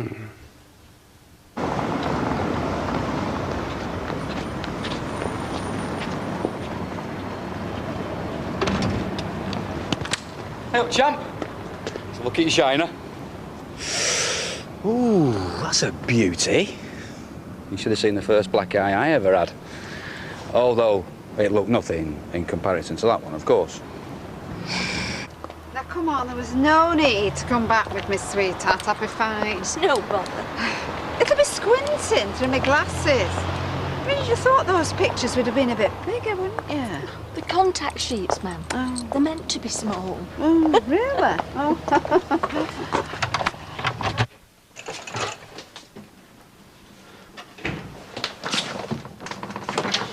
usually got my headache tablets in my bag, actually. Oh, well, that's odd. What is? Well, I'm sure I put the alarm on. That can't have been. On the side by the sink. Okay, you sit down.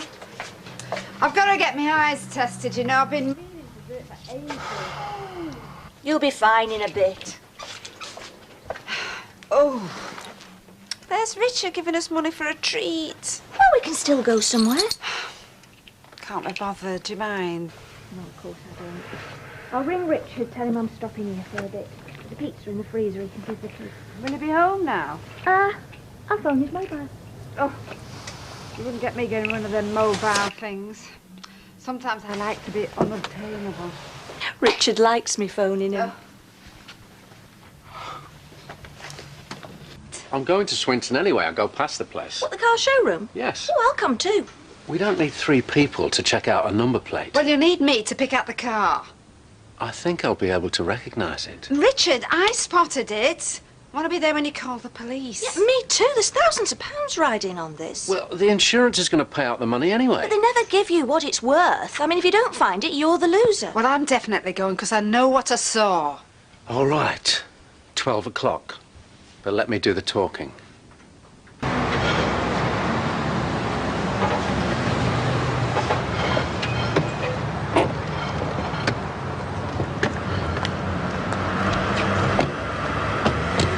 That's where it was, next to the blue one. There's a red one over there. That's just a different make. Are you sure this is the right place? Yes, this is the only car showroom in the street, Gail. Well, there is another one around the corner. That's where the car was, Richard.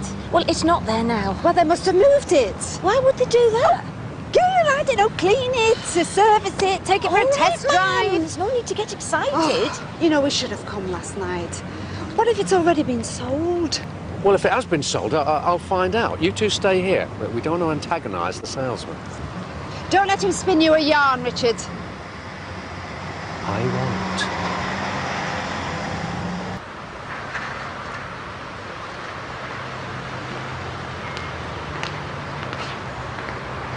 It's, Mr. Hillman, isn't it? That's right. Not forget a face, do you? Well, I try not to. Sold my car, I see. It sold itself. The new buyer picked it up this morning. Someone local? No, from the other side of Manchester. He's been looking for that make and model for months. A friend spotted it. Stroke of luck. It often happens that way. Are you looking for a replacement? I am, yeah. Something smaller, I think.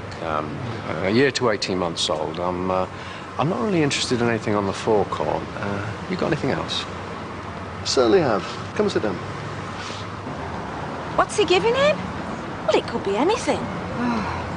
Tell you what, we need to get the name and address of the person who bought the car in. Well, we won't get them. I mean, the thief would give false details. Yeah. Yeah, I suppose he would. It was your car. Oh, I'm going to speak to that salesman. What do you think I've just done? He's just shown me the papers. Yes, well, I want to see them for myself, Richard, please, because I know that registration number was the same. It wasn't! They were similar. It was one number out. What do you mean? Ours was V595. That was V596. No, this was V595. God gracious, it's an easy enough number to remember. He showed me the documentation. We saw you look at something. That was the sales record for the car. They sold it first thing this morning. Oh, I don't believe it. Anybody can make a mistake. You only saw it for a couple of seconds. You said yourself you needed to go to the optician. Gail, it was the right make, it was the right colour. They registered the cars in batches, Audrey. That's why the numbers were similar. Most people wouldn't have noticed. Most people my age? Most people any age. Oh, we should have come last night, we'd have seen it then. We didn't need to see it. It was the wrong car. Well, I suppose it must have been. I doubt whether the car's even in the area. I mean, whoever stole it would have driven it miles away by now. Some car thieves steal to order. Oh, that's luxury car. It's any car you can make good money on. Audrey, the car has gone. It's probably halfway to Russia by now. The best thing we can do is forget it.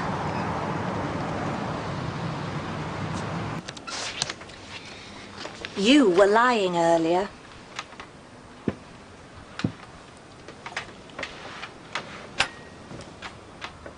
Was I?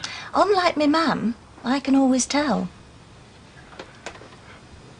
Well, There was never a red people carrier on that forecourt. And if there was, the registration number was nothing like ours. you see, the thing is... You didn't want to upset her. You're right. That's the reason I made you both wait outside. I mean, I go past that place a couple of times a week. I mean, if it had been there, I'd have seen it. So, what were you talking to the salesman about? Cars. What else? So thoughtful of you, Richard. Thank you. For the record, they had just sold a blue people carrier. Maybe that's what she saw. Well, it's come to a pretty pass if she can't tell the difference between blue and red. Well, we're all entitled to a little bit of confusion at times. At times. My mum's head's been in the clouds for years. Oh, it's a card from the photographers. Photos are ready. Smash him. Have I got a clean blouse? Well, I haven't washed one. Try your bedroom floor. Mum, Bethany put crayon on that one. Bethany, I bet it were you colouring I Love Aid all over your maths book again. How many times have I told you that dirty washing goes in the linen basket? Well, they're going to be the last photos we have of you without a number underneath. Police are wanting to interview David the Troll Platt. Don't see why we have to have these flipping photos. We all know what each other looks like. Mum, what am I going to do? Look minging as usual. These photos of our happy, loving family. Would you like me to pick them up? No, it's all right. I'll pick them up after work. Take them round to me, mum. Why don't you get Audrey over here? Then we can look at the photos together. Good idea. Mum! Oh, it's too late to wash one. You'll just have to pick the cleanest or, should I say the least dirty. Oh, hi, Mum. No, everything's fine. So have you told Richard he's got his eyes shut on half of them? All right, love. After work. Bye.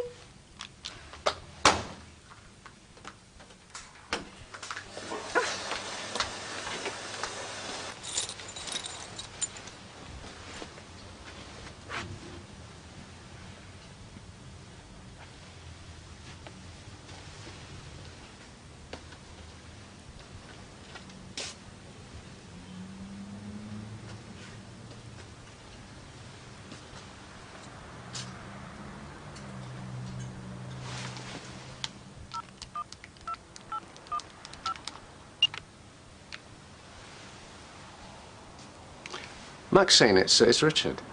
Hi. Is Audrey there, please? She's in the middle of a poem. No, I'll tell you what, it doesn't matter, no. Could you just remind her to come round ours after work to look at some photos? Yeah. Thanks a lot. Bye.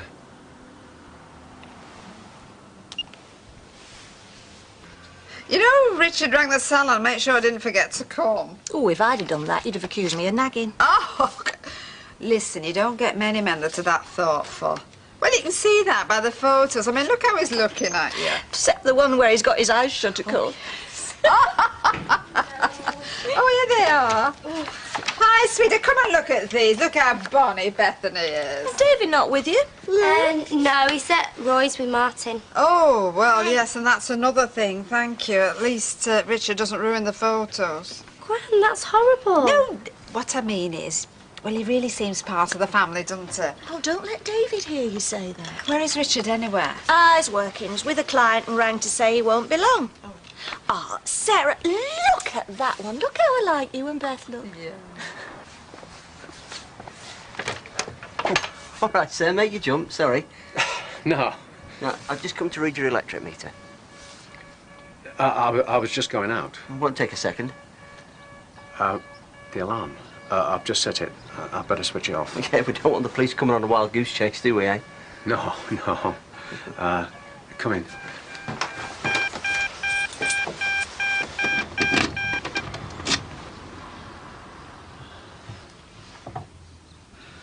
There you go. There's your meter.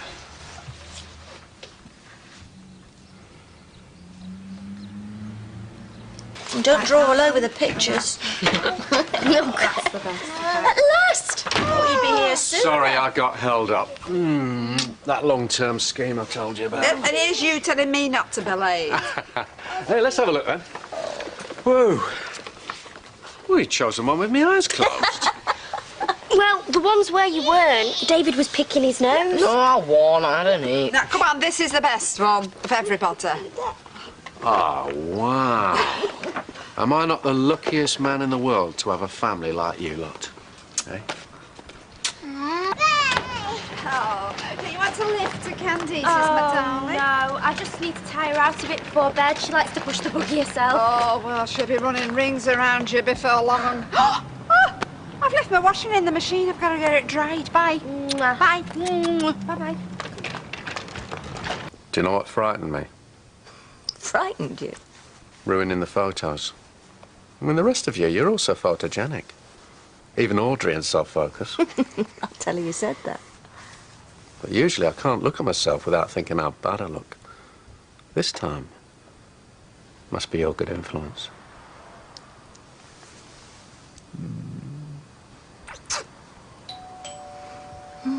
It'll be for Sarah. Usually is. I'll get it.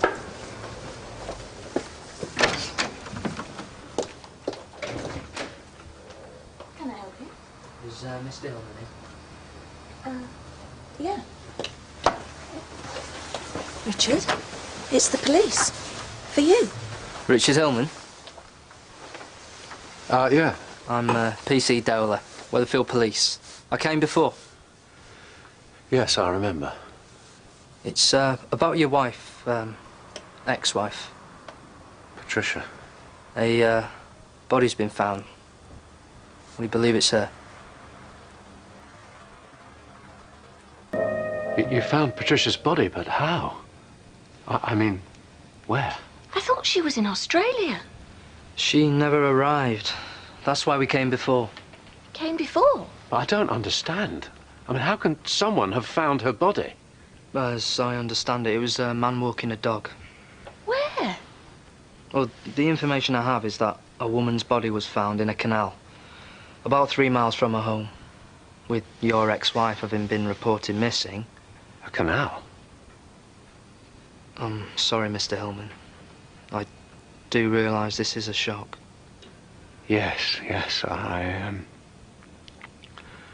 So, what do you want me to do? We'd like you to identify the body. There's no one else otherwise. Well, if she's been in a canal for some time. Well, she hadn't, apparently. I mean, I don't know the full details, but the woman's age and appearance do match your Patricia Hillman's. Well, do we know how it happened? I don't, I'm sorry. Inquiries are still going on. Oh, this is so sad. Poor Patricia. Is tomorrow morning convenient, Mr. Hillman? Yes, of course. It's the least I can do.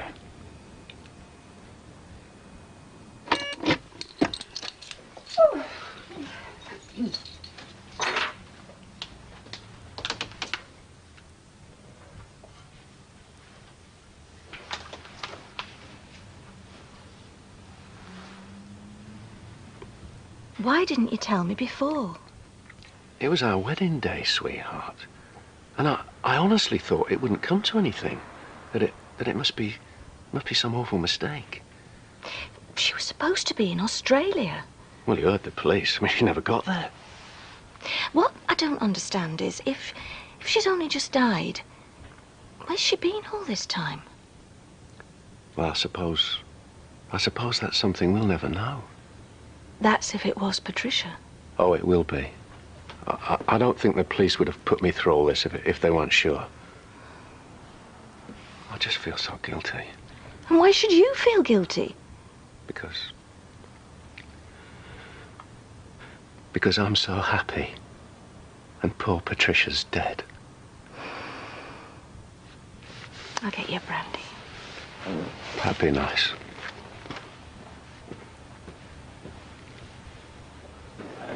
Because I remember switching the washer on before I went to work, but I didn't hang it to dry. I mean, did you go home at dinner time? No, Archie, I'd have remembered. Well, we all forget things, mix them up. I mean, I'm always calling Norris Mavis all the time. Trouble is, the answers to it. Now, why doesn't that surprise me? No, you know, it's just a senior moment, though, that's all. It was like me getting in the car tonight. I couldn't remember where I was going, so I cut my losses and came to the pub. I know you're trying to make me feel better, but no, there must be another explanation. It wasn't burglars are out. But burglars who hang your washing out? But you've got an alarm. Yes, and before you ask, yes, I did switch it on. Well, perhaps it were Gail or Sarah. Have you asked them? No. Yeah, you're probably right. It'd be Gail. Audrey. No more adventures with your laundry overnight? Now, that's a question you don't hear asked every day. No, thank goodness.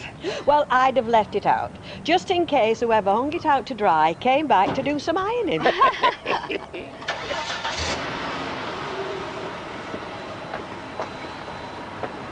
You sure you're going to be all right? Everything's going to be fine, don't worry.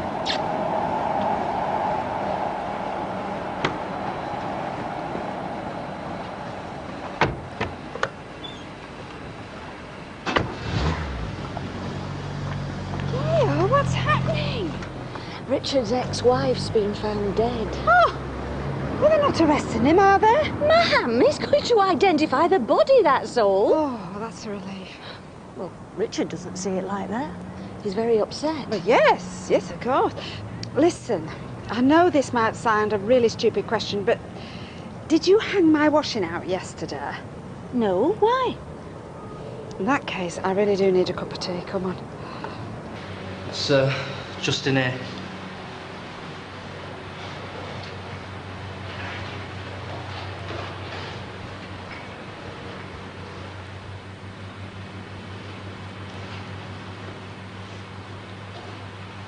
I need you to look at the woman here, Mr. Hillman.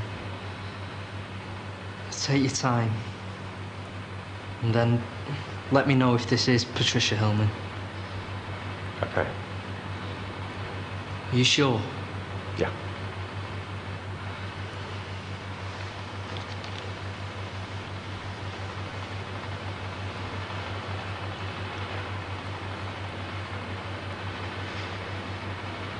I'm sorry, Mr. Hillman, but formally I need you to tell me.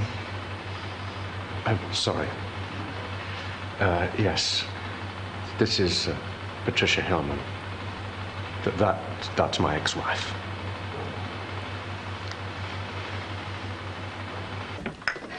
You've been gone a long time. I was worried about you. Sorry, love. There were all sorts of formalities. Oh dear. Questions? Yeah, but no answers. But it was Patricia? Yeah. Oh, Richard, oh, I'm sorry. Tea? Please. Sit down. This has been awful for you. I do feel a bit wobbly. Did they tell you anything? I mean, how it happened? No, not really. I mean, they don't know. Oh, dear. Did they mention foul play? No, but I'd never even thought of that. Did they not interrogate you? I mean, when someone's murdered, they usually say it's by somebody they know. Ma'am, he was identifying the body, that's all. I just told them the truth, you know, that I hadn't seen Patricia for months. I hadn't heard anything from her. Nothing. They seemed to be perfectly happy with that. Good. And that's an end to it. Looks like it. So, the last time you saw Patricia was when she was wanting you to buy her out of the company? Yeah. Some of this in your tea. Please.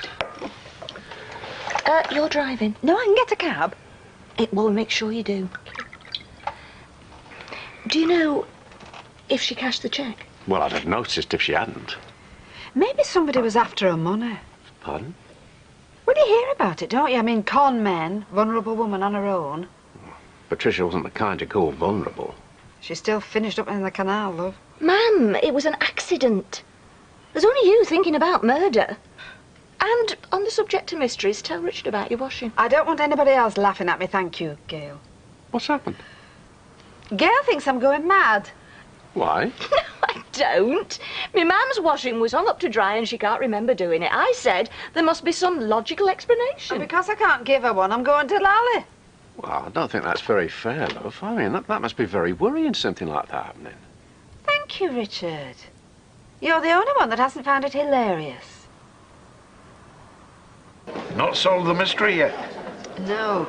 Do you know, I've had absolutely no sympathy at all from my daughter. But Richard, with all that he's got on his mind, you know, he's been so thoughtful, so supportive. It must have been terrible identifying that body. Yeah, well, it's never easy, you know. Even when you're no longer with someone, you know, they might have divorced, but, well, they'd have been happy ones. Well, he seems to be bearing up all right. And I'll have a malt, please. Make it a large one. Are you celebrating? Actually, I had to identify my ex-wife's body today. Now, some men might celebrate that, but... Oh, Richard, I'm so sorry. Oh, you want to know, love. I'm just raising a glass to a memory. Oh, that's so sweet. Why can't there be more like you around, eh? Sarah won't be long. She's just getting ready. David gone? Yes, his mates called for him earlier. Oh, he seems a lot more settled now. He is, and I'm grateful. But will you promise me that if there's any more bother, you'll come to me before you step in? There won't be any more trouble, Mrs. Hillman. If there is. OK, if that's what you want. Hi, Aid. What are you doing here? I thought you might need some help taking Bethany to the nursery. Oh, well, Richard's already taken her, but thank you anyway. Thanks, Richard. Oh, that's okay. Right, let's get going. Yeah, I don't want to be in Barlow's bad books again. Or anybody else's. Remember what I said about David. No problem. Bye. Any problems? Oh, no. She was as good as gold. Well, thanks for taking her. It gives Sarah a break. Well, I was happy to have something to do, to be honest. Want a coffee? OK, yeah, fit one in before I go to work. Is that wise? What? Well, work. You've had a big shock. Maybe you should give it a miss today. Well, yeah, I'd rather be busy. Well, I can understand that. Anyway, life has to go on. I know how much it's upset you. Yeah, funnily enough, it has. Why funny? You live with someone that long, you're bound to feel the loss. Yeah, but I didn't love her. You did once. Maybe I did. But my life's with you and the kids now. And as the Greeks say, life is for living. So let me grab that coffee and get off and earn some money so we can all live well. You're a good man. I don't deserve you. Hey, listen, I'm the lucky one. Never thought I'd find anybody who loved me as much as you do. Good job you were wrong then. Isn't it? Well, I won't disagree with that. Oh, Audrey, I was going to pop round at lunchtime. Is there any more news on Richard's ex-wife? It was her. No. Yeah, he formally identified the body on Saturday. She'd only been dead a few days, apparently. Did they tell him what had happened? I don't think they know yet. I thought she was supposed to be in Australia. Well, it's all a bit of a mystery, actually. Richard is so upset. Oh, I'll bet.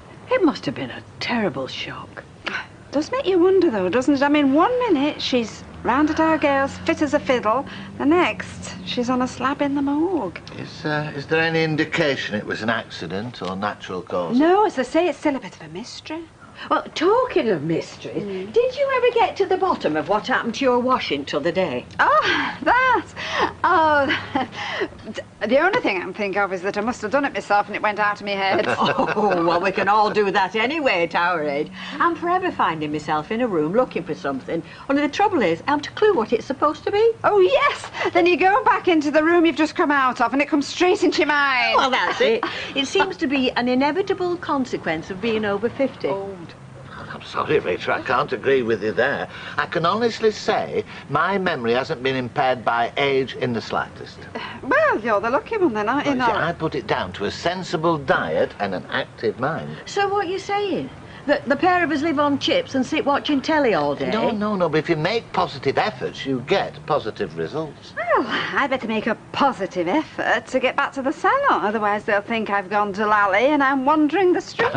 OK, Audrey, love, and thanks for popping round and bringing me up to date. It's OK. I'll see you, love. Bye-bye. Bye. Well, you certainly know how to make a girl feel good. But what have I done now? Well, you know how sensitive she is about her washing.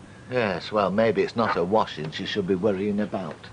What exactly do you mean by that? Well, it's very strange, isn't it? Richard Hillman's ex-wife turning up dead like that when she's supposed to be in a foreign country. If you're thinking what I'm thinking you're thinking, you better keep it to yourself. Remember what happens when you open your mouth too wide? Oh, don't worry, Rita. That was just a comment between a colleague and a friend. I intend to be the soul of discretion on this and every other issue to do with that man. Hi, love. Hi. Police just phoned. And? They don't think Patricia's death was suspicious. So it was an accident? Well, it could have been, but if it was, I mean, what was she doing down by the canal? Not suicide. I don't think we'll ever know. The only thing we know for sure is that she went in the canal and she drowned. Oh, Richard, I'm so sorry. They'll be releasing the body in a few days. I just can't help think that it was my fault. Your fault?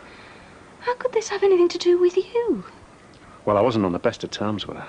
You can't be blamed for what happened. Now, the least I can do is make sure she has a decent send-off. I'll get in touch with Archie Shuttleworth and organise the cremation. Archie. Oh, well, Richard. I wonder if I could have a quiet word. Well, yeah, of course you can. Not in a professional capacity, I hope. Well, actually, yes. It's my ex-wife. It was her body the police dragged from the canal. Oh, I'm so sorry, Richard. I heard about that. I wonder if you would mind arranging the cremation for me. I mean, there would be no need for a service. She wasn't a religious woman, and there's no other family except for me. Oh, just leave it in my hands. Have the police released the body officially yet?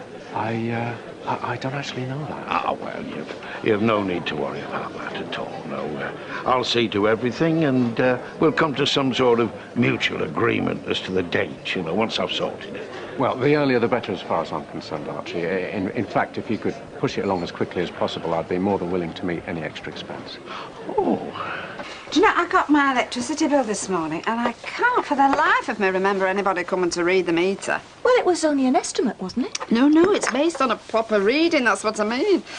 I'll ask Richard how they work it out. Well, Richard's got enough on his plate with Patricia, ma'am. And, sweetheart, when we're in front of customers, would you call me Audrey? OK. And what's wrong with Gran? No, I just think it's more professional. Oh, hi, Richard. Hello, Audrey. How are we today? Well, do you want to ask him about the electricity bill? Oh, no, that's all right. Listen, I'm not going to be forgetting anything now I've got my own girl Friday. Glad to hear it. Well, just row her back to shore by 5 o'clock. I've got evening surgery. Oh. Bye, Bethany. Be good for you, Nana. Mwah. See you later. Bye. Come on, sweetheart. Ooh, my darling. You okay? You're not. You look done in. Well, the sooner I get these funeral arrangements sorted, the sooner I can concentrate on what really matters. You and the kids. I just wish you weren't responsible for everything. What can I say? It's what I'm good at. My husband doesn't normally see clients without an appointment. Hello, Richard. Charlotte. I should have explained. I'm a friend of Richard's ex-wife, Charlotte Morris. Oh, I see. Well, I'm Gail, Richard's wife. The police tell me about Patricia. I doubt you've been able to contact me. I'm based in Australia now. Oh, so how did the police know to get in touch? Patricia was due to meet me in Sydney. Oh, so you're the friend who reported her missing? I wanted to be here before the funeral, just to make sure there were no loose ends. Patricia never mentioned she was planning to meet you. It doesn't surprise me. There was rather a lot of taking sides when Richard and Patricia split up. Hardly matters now. It's just a relief to be with someone who was as close to Patricia as I was. Well, anything I can do. How did she seem the last time you saw her? Fine. We'd settled the business. We both knew where we stood. I suppose you could say we had a healthy respect. So, where was she all that time she was missing?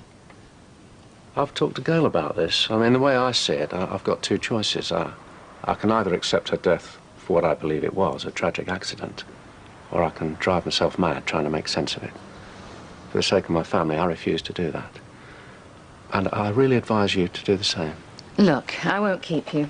This is the hotel where I'm staying at until the funeral. If there are any arrangements I can help with... No need, I've dealt with all that. Well, there must be things the family would normally do. You could talk to the funeral director. Oh. I don't think I've got his number to hand. Well, I have. It's here somewhere. His name's Archie Shuttleworth. He's a lovely man. He's been dealing with me. Now, I don't want to cause confusion. I'm in no fit state to talk to anyone just now. Still on Sydney time. I'm going back to the hotel for a few hours' sleep. Let me give you a lift. No, it's okay. I saw a cab office. There's no need. I'll take it. No, honestly. You've done enough. Are you going to tell me what all that was about? Sorry? Richard, you could hardly look each other in the eye. Is there something you're not telling me? No. No, it was just like she said, you know. Things got very unpleasant when Patricia and I split up. Well, what's it got to do with her?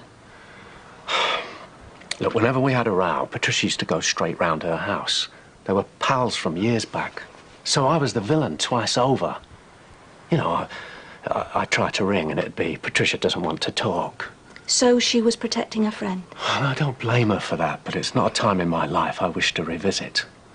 Well, I don't think she does either. So please, don't get any more stressed up than you already are. Do you know of a good florist round here? Well, that's something Charlotte could chase up. Girl, I thought we discussed this. Yes, I know. But she's come halfway round the world. We could at least give her the opportunity. Might help her grieve, if nothing else. Well, I don't think it's fair to lumber her.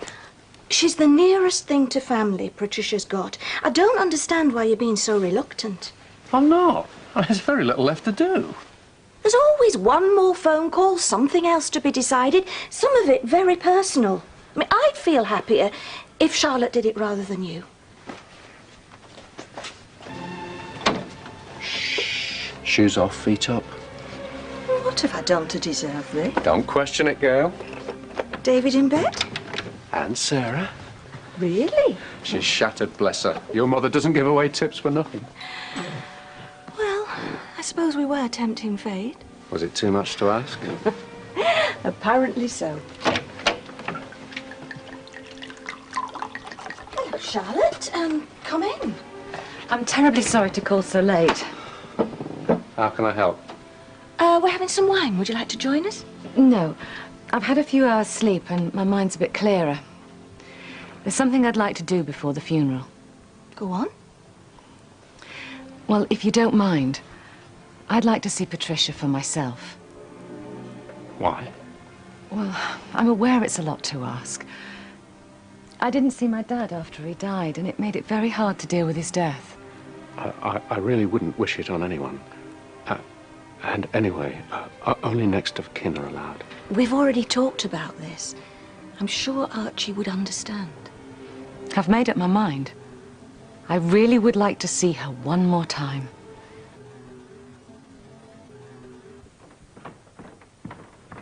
She's late.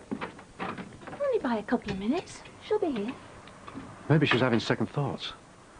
Look, if you can't face going through this again... If Charlotte's determined to go, then I'll have to go. Just take her to the hospital. Let her view the body on her own.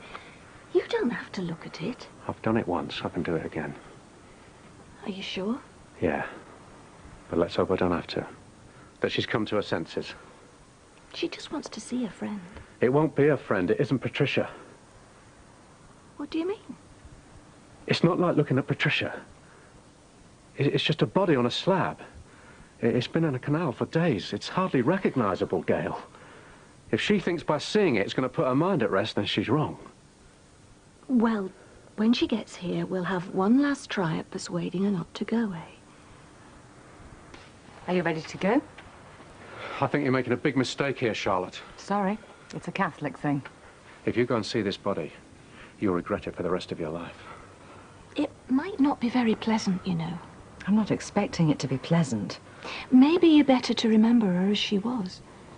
I've come all the way from Australia. I need to do this for my own peace of mind. If you change your mind, you know where I am. All right, bye, love. Tell her, love.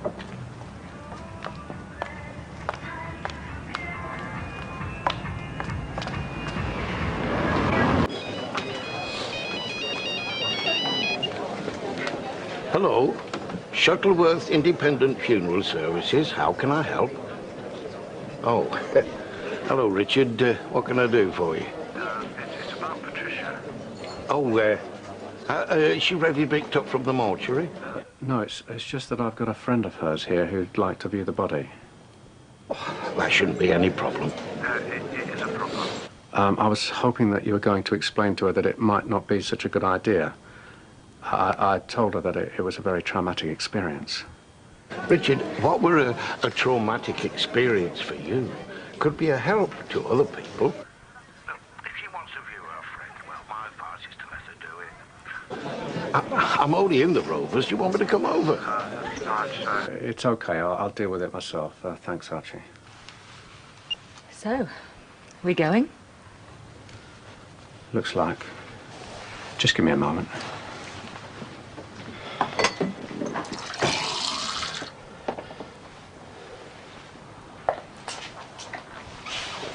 Let her go on her own. You don't have to do it again. I do. Do you want me to come? No. Shall I do dinner for Charlotte?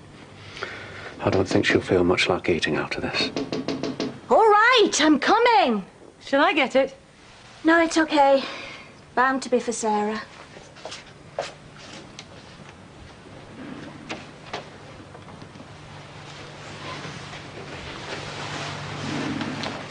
Ready? My car or yours? Yours, I think. Richard? It's the police, for you. Mr. Hillman? Yes? Sorry to bother you. What do you want? It's about the body you identified for us. We've checked the dental records, and it seems there's no way it can be your ex-wife.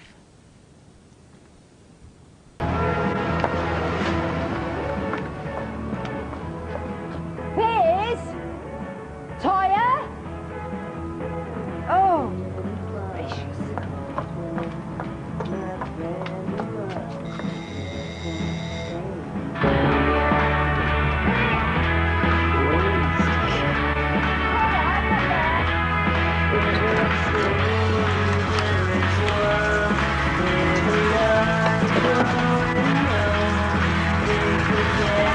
How could I do such a thing? It's easier than you might think. Well, nobody likes spending too much time looking at corpses. A brief glance with tears in your eyes and a lot of stress. She'd been in the water for days. Same age, same build, and similar hair. Couldn't be a mistake, could it? No. I'm sorry you've had to go through this. Yeah, so you should be. It can't have been easy. She's come all the way from Australia. It wasn't their fault. Well, if they can tell from the teeth, I mean, why didn't they do that first, before they came here bothering us? We can't tell who she is from the teeth. But once we've got a name, then we can check it against that person's dental records. Sorry. Is there anything else we can do? You could try finding her. She's been missing for 5 months. We'll do our best. Look, can you go now, please? It's been a lot to take in. Of course. I'll see you out. Well, I suppose this means you could still be alive.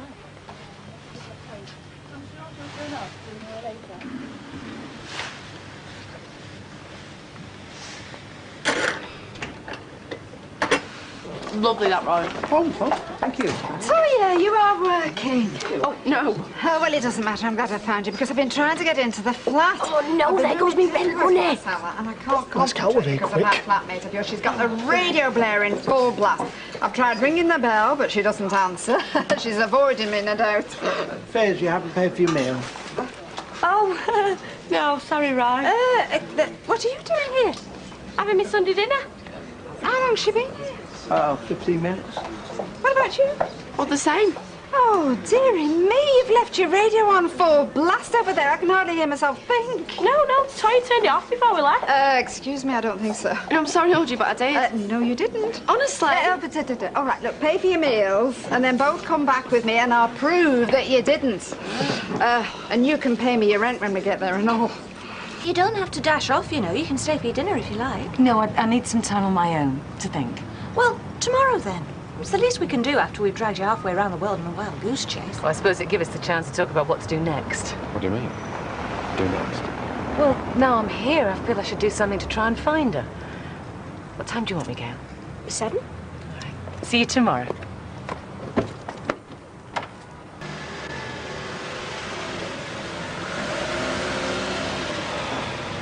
Archer's in the Rovers, huh? Better go over there and tell him we won't be needing his services anymore. You look like you could do with a stiff drink. I could. You want me to come? No. You start dinner and I'll be back in half an hour. Hiya. When'd you get back? Oh, about 10 minutes ago. Is Nick with you? Haven't you heard? Heard what? Thought you'd been straight on the phone to Gail. Why? I've left him, Richard. Well, I can't hear anything. Well, you can hear it all with Anne Inkerman Street before. Are you sure? I'm positive. Hey, maybe it's a ghost. Right, are you coming up? No, I'll go to the pub. Hey, that money I've lent you, it's for your mum and dad's flowers, not dirty beer. I know, I'm only having one. Maybe they're playing a quieter record at the moment. Well, come on then. Right. See? Told ya. Not a sound. Could anybody else have been in here? No. Is this on a timer? No. See, you've been imagining it, Audrey. It's all in your head. I'm sorry, yes. I must have made a mistake. I got it wrong. She forgot about the rent. Silly old bats.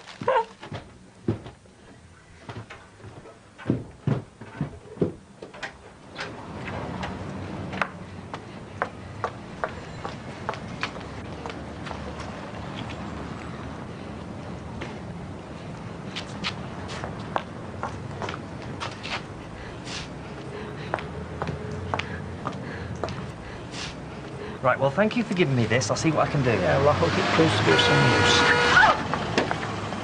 use. You stupid man! Are you all right, Audrey? Yes, why shouldn't I be?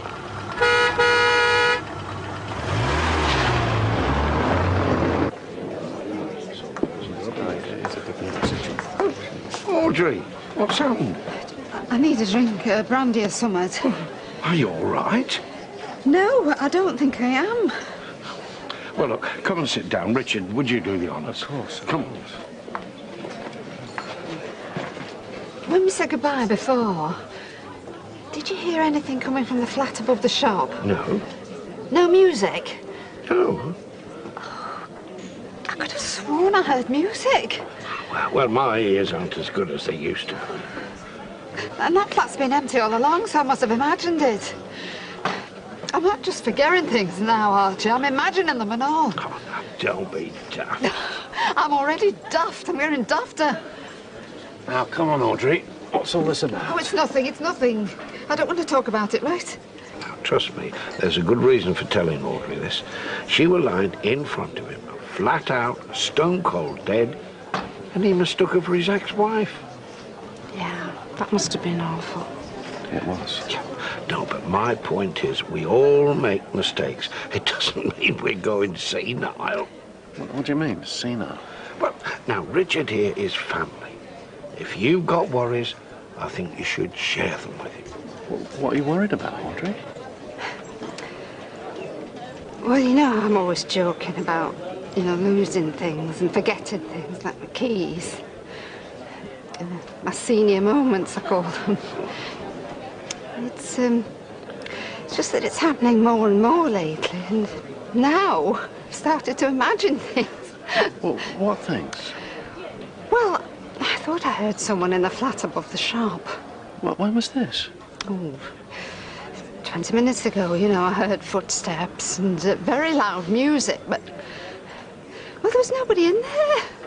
I mean, Toya and Fitz have been in the cafe all the time, so... I must have imagined it, mustn't I? And I mean, with everything else that's been happening lately. There'll be a perfectly rational explanation for it. Won't there, Richard? Probably. Oh, yeah. So, come on, what is this explanation? I don't know. Exactly. I'm getting really scared, Richard. I think I am losing my mind. Please. I beg you, please, now. Don't say a word to Gail, will you? Because she's the poor beggar that's going to have to look after me. Hey, Audrey, come on. You're going to be fine. You're going to be fine. I'm sure it won't come to that. If you want me to drop Bethany off, you better get a move on. Why is it I can never find both of her shoes at the same time? Try the hall. I was thinking, we should try and get rid of the kids tonight. Why? Well, with Charlotte coming round, they might get in the way a bit. Right, well, I've found it. I'll just be a minute, Richard. Sarah, do you mind making yourself scarce tonight? What for? Well, with a friend of Richard's coming round. She's not a friend. Well, whatever. We might need a bit of privacy. Oh, and you want me to go out? I never really got on with her. I mean, to tell you the truth, I've been thinking we ought to cancel it. It's too late for that now. Look, if I get your gran to look after David and Bethany, can you go out for a couple of hours? You're asking me if I mind going out tonight? Yeah, well, I know it's a big sacrifice. Well, if you really insist, then I might be able to manage it. I don't see why we have to put ourselves to all this inconvenience. Oh, no, it's no trouble, Richard. Patricia disappears. Charlotte comes from Australia to view the body, and it's not her at all. I mean, she's been through a hell of a lot this last few days. I know, but, you know, it's over now. She'll still have a lot she wants to get off her chest. And with the kids out of the way, we can do it properly.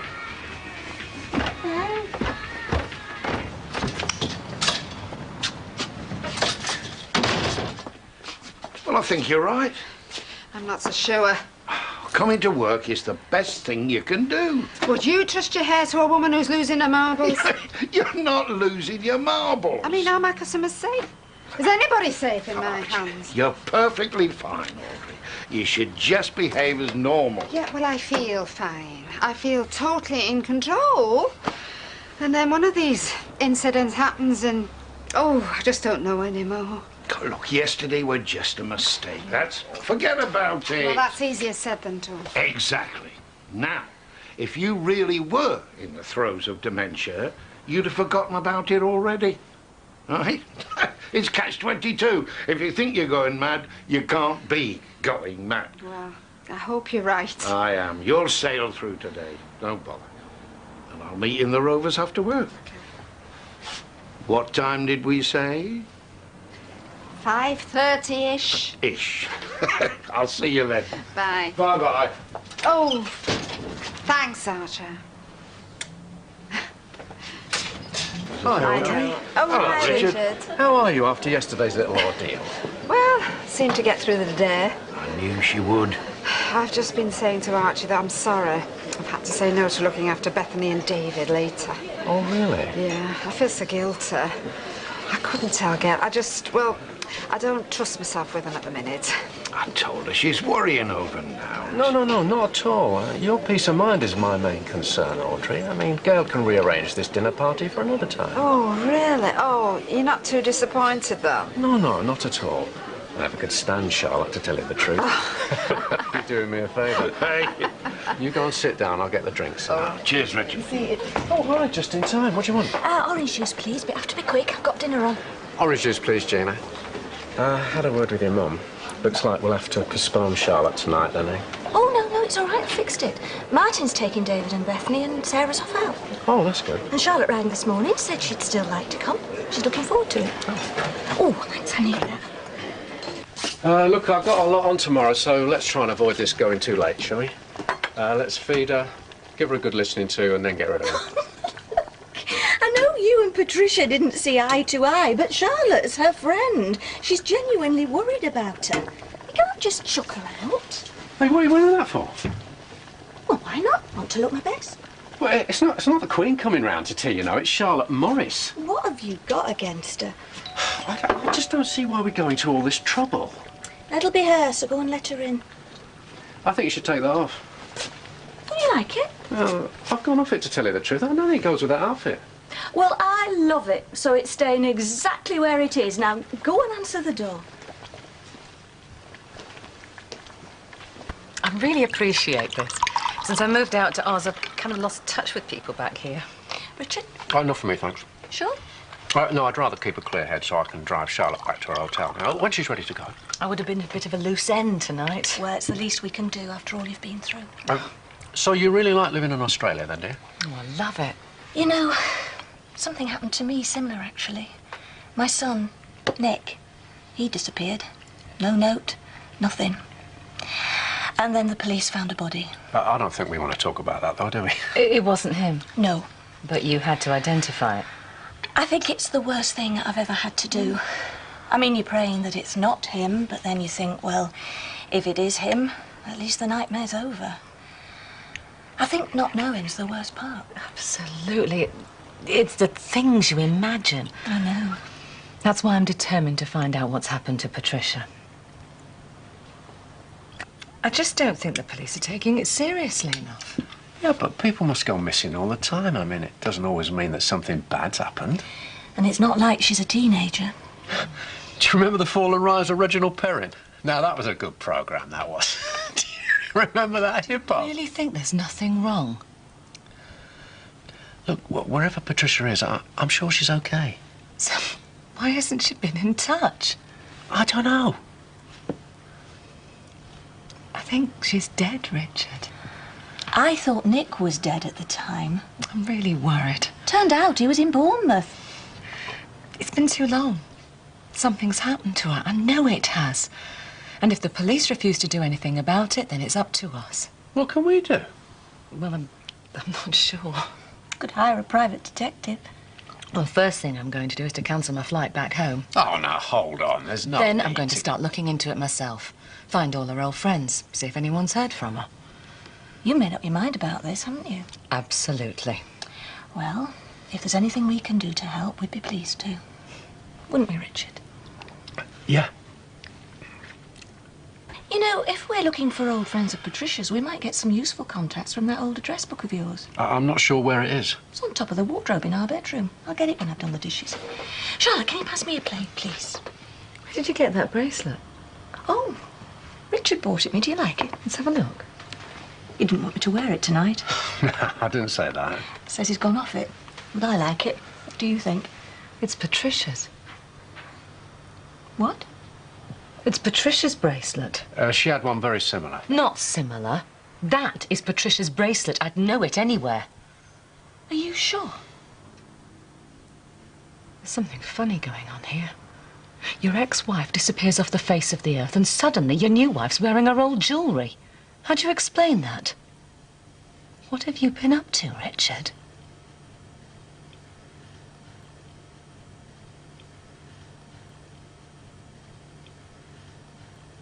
Now, let me get this right. What exactly are you accusing me of? I'm asking you a question. It didn't sound like a question. It sounded like an accusation. There's no need to be defensive. I think there's every need. You come into our house as our guest, and with no evidence whatsoever apart from your overactive imagination, you start throwing wild accusations around. Richard, all she asked about was the bracelet. Yes, and she implied that I had something to do with Patricia's disappearance. Then let me ask you a question. Is this Patricia's bracelet?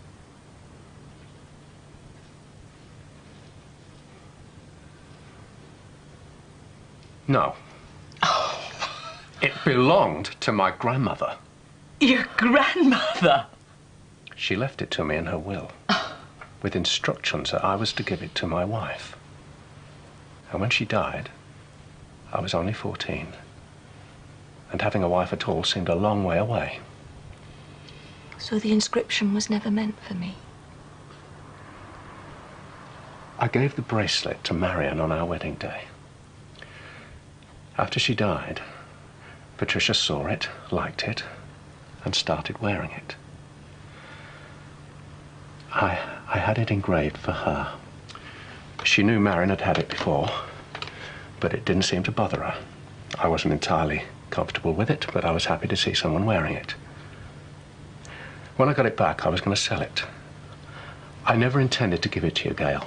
Even I could see that giving the same present to 3 wives was a bit tacky. But you found it and assumed it was a present for you. And I chickened out. I didn't want to dredge up my messy past yet again. So I let you believe that it was for you. I'm sorry. I should have told you the truth straight away. How did you get it back off Patricia? What? Patricia Patricia loved that bracelet. She was wearing it long after you split up. What made her give it back to you? She didn't. We had a row, and she threw it in my face. And right now, I feel like doing the same thing. I can't see it. You can't see what? Patricia throwing that bracelet at you. She loved it to bits. Everybody knew that. And you throw rings, wedding rings, engagement rings. You don't throw bracelets. Well, maybe she liked to be different. She must have been very angry with you. What did you do? What did you say could make her so angry? I don't remember. People row, they get angry, they throw things. What, and then mysteriously disappear? Patricia's been missing for months. I think you know more about this than you're letting on. Now, hang on a minute. Are you saying Richard knows where Patricia is? He pulled the wool over your eyes easily enough. How many more secrets has he got locked away in his closet? He was trying to protect my feelings. You believe what you want to believe. I'm more concerned about Patricia. Where is she, Richard? Where is she? I don't know where she is. She's telling me how much she's looking forward to coming out to Australia. The next, she vanishes. And the only thing between was you and a row you can't remember that got her so angry she'd throw one of her most treasured possessions at you. I think it's time you gave us some answers. I think you should go. What? Before I get angry and start throwing things? Maybe you'd like me to disappear as well. Right now, yes, I would. Well, let's ask your current wife, shall we? Gail, do you want me to go? Or do you want your husband to start telling the truth? Is there something else you haven't told me? You're not seriously going to listen to this woman, are you? All she wants to do is cause trouble. What happened the last time you saw Patricia? Yes, Richard. What happened? And this time, we'd like the truth. You want the truth? Yes, I do. Right. You were right, Gail. There is something else I haven't told you. And I hope when you hear what it is, you'll understand why.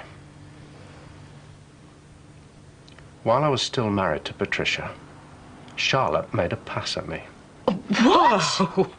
What's this got to do with anything? Actually, it was less of a pass. It was more of a stalking thing, wasn't it? She'd call me all the time on the phone. At work. Even at home, when Patricia was there. She'd write me secret letters, use any excuse to get me on my own. It was a long time ago. Oh, I'm pleased you still remember. Nothing happened. Tell her. It was a stupid crush. It passed. Why bring it up now? Because that's what Patricia and I argued about. She didn't believe me at first. That her best friend had tried to seduce her husband. Then she remembered the unsigned letters and the phone calls, and soon it all fell into place. Her oldest friend, the one that she was flying out to Australia to start a new life with, had betrayed her. Now, I don't know where Patricia is. Probably starting her new life somewhere else.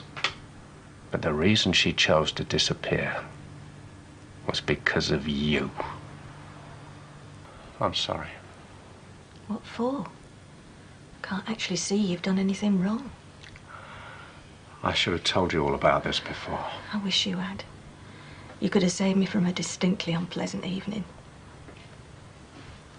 Keeps happening, doesn't it? Things keep cropping up I know nothing about, and the truth has to be dragged out of you. Do you mind if I call a taxi? I think I'd like to go back to the hotel. Help yourself. You've not had a drink. You do it, like you said. Why should I, after all the trouble she's caused? Just do it, eh? Why don't you come? No. I want some time on my own. Go on. You ready? Yep. Come on then. See you later. Yeah.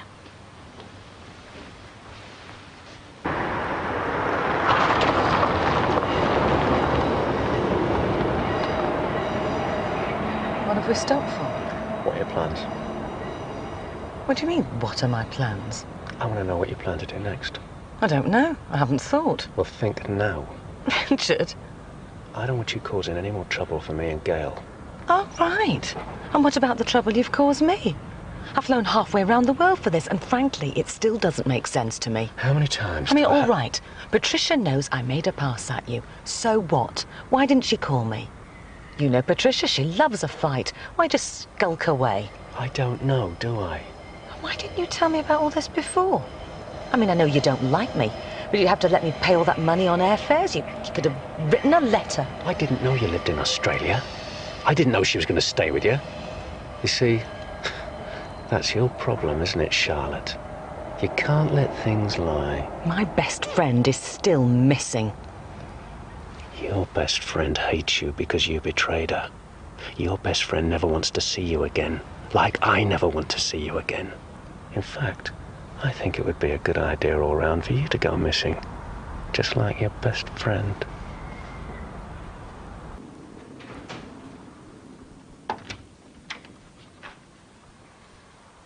Where have you been? There were roadworks on the way into town.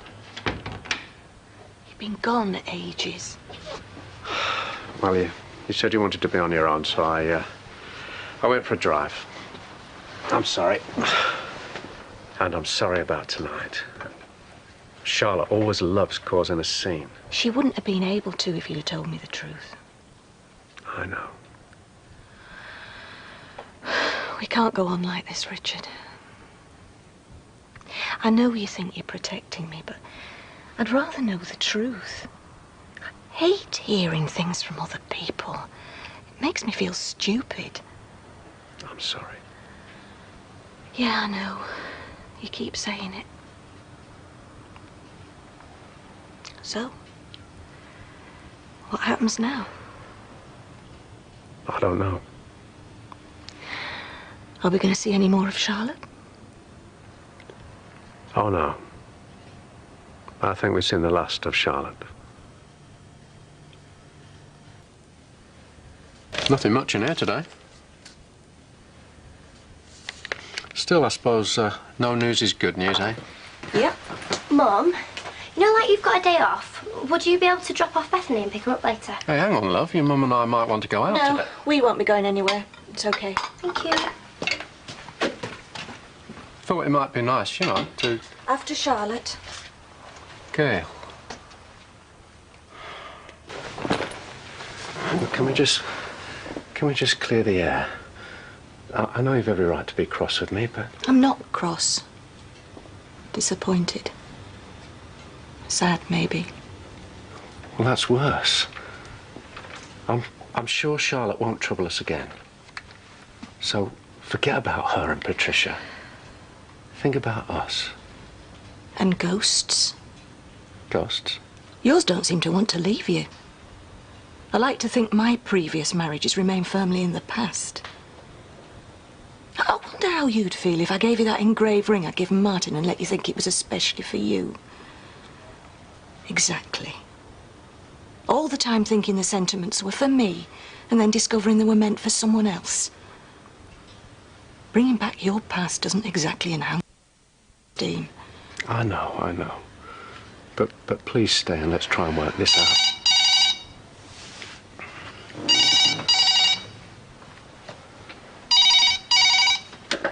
Hello? Oh, hi, Nick. May I take this opportunity, on behalf of all the staff of the Cabin Limited, to offer our most sincere condolences on the sad demise of your mother. Thank you. Oh, she was a delightful woman whose order of Canine Weekly will be sorely missed. So how much do I owe you? Oh, yes, I think you'll find that's correct and up to date. Oh, thank you. Oh, Diane Black. Charming. And thank you so much for all those kind things you said about my mother. Not at all.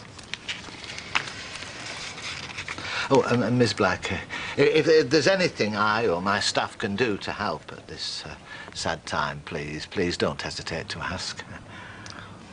Thank you.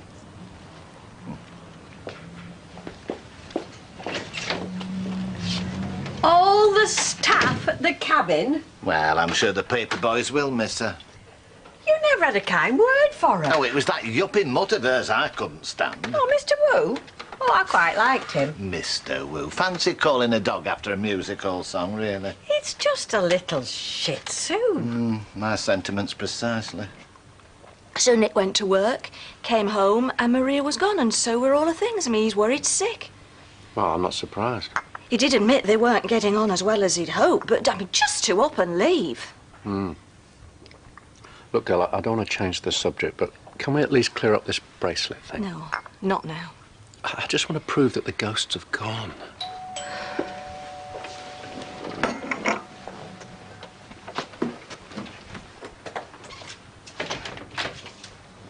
Hello, Charlotte. Hello, Richard.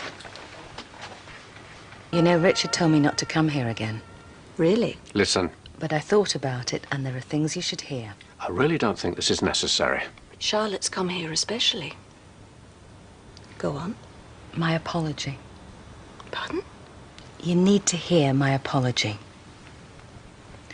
When Richard took me home last night, he was quite intense. He had me scared for a moment.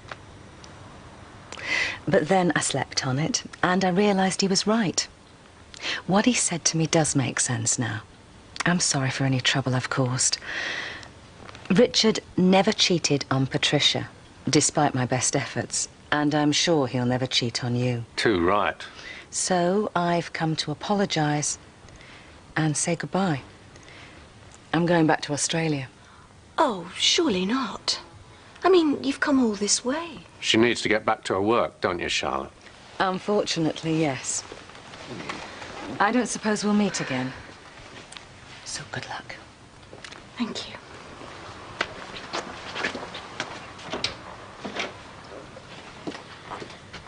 No, but it's strictly between ourselves. Sure, yeah, cheers, bye. Who was that? Oh, business, yeah. Your business? Yeah, but nothing worth talking about now. We got more important things to discuss. Like? Us. Clearing the air. Let's go out tonight, please. Audrey, I know you said I couldn't come back to the salon, but can I come back to the flat? Maria, when did you get back? Sunday. And were you playing your radio really, really loud? Yeah, sorry. Oh, no. It's all right, sweetheart.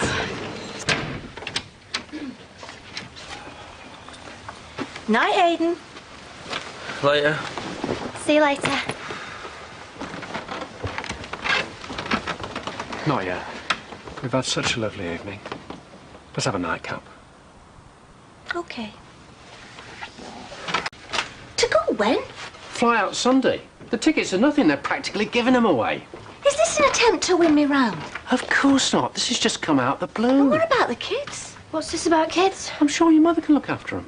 Look after who? You, Dave, and Bethany. What for? Richard wants me to go to Spain with him.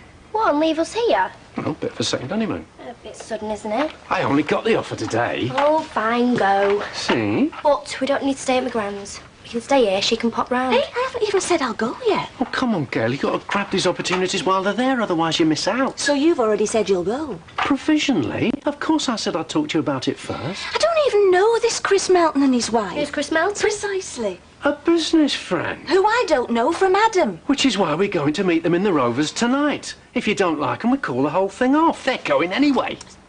So where is this villa they've rented? Andalusia. It's beautiful.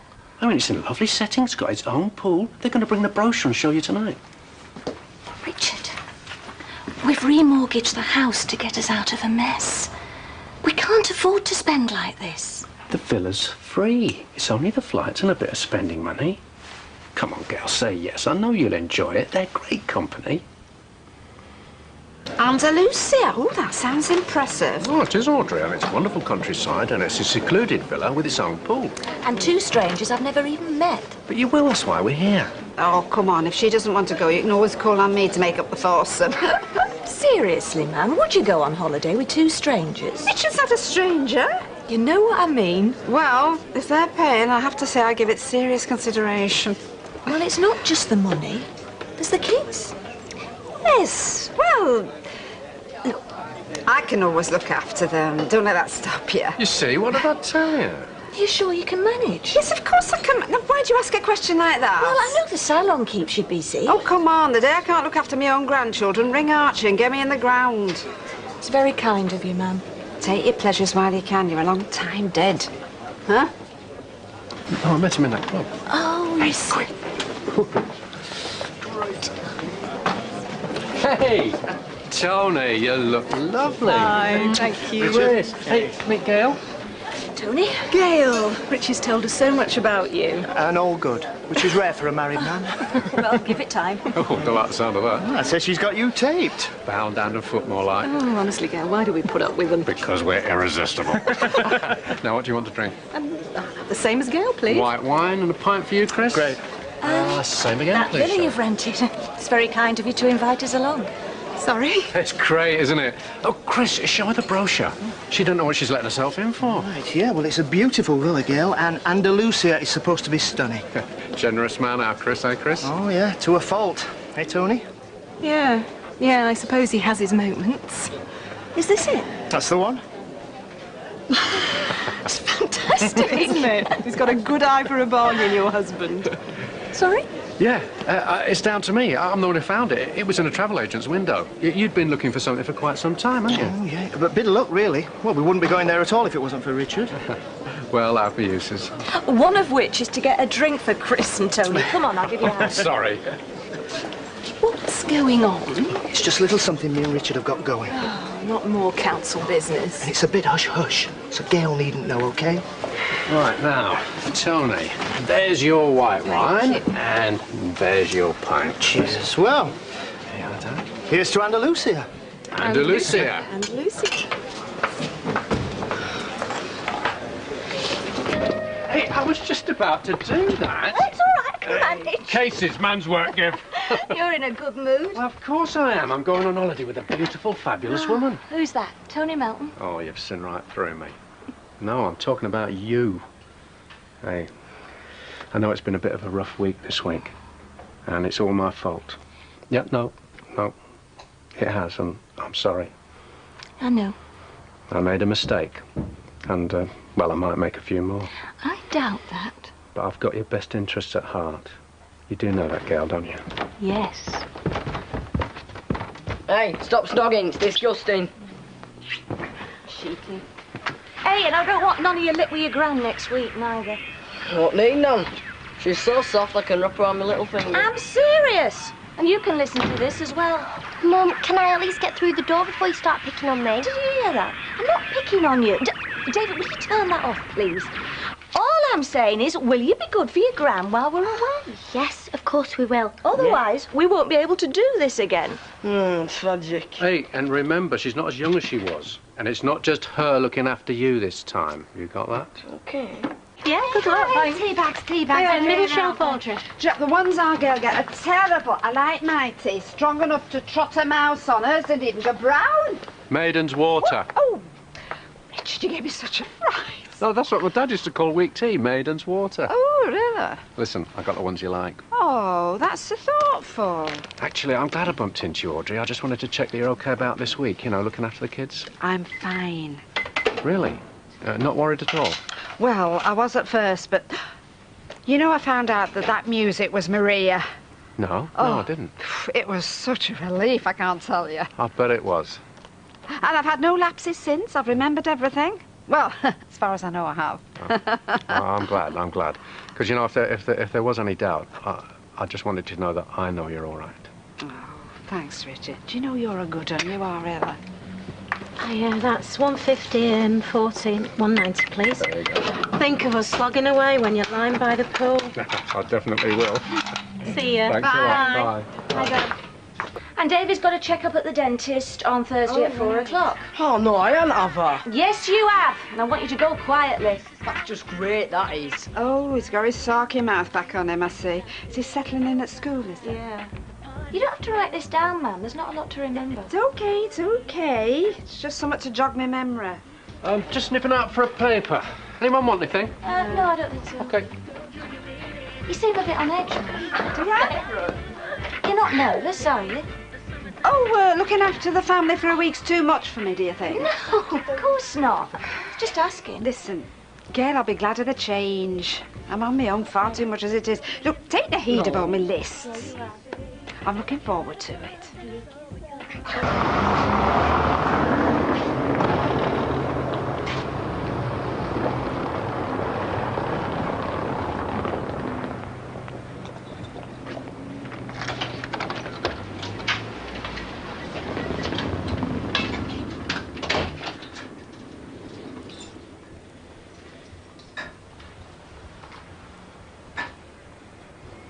And don't let David bounce you into doing any of his jobs. Make sure he does his share. And Sarah? Are you watching television or listening to our conversation? Oh, it's a good job I am writing everything and... Why? You won't believe it. There's something on my list I've forgotten to do already. I'll be 2 ticks.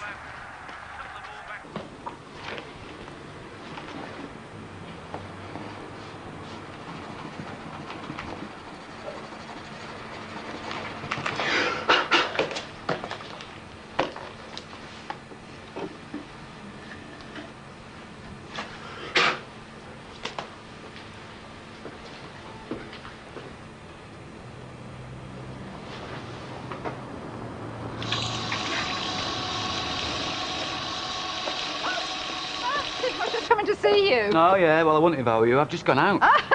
Look, never tease an ex-mother-in-law. That is a well-known saying. Well, if it's not, it should be. What can I do you for? I just wondered when you're going to be free next week to give me a hand with the kids. My kids? Yeah, of course your kids. Oh, you don't know, do you? What? Oh, this is very awkward. Gail and Richard are going on holiday today. Oh, are they? Right.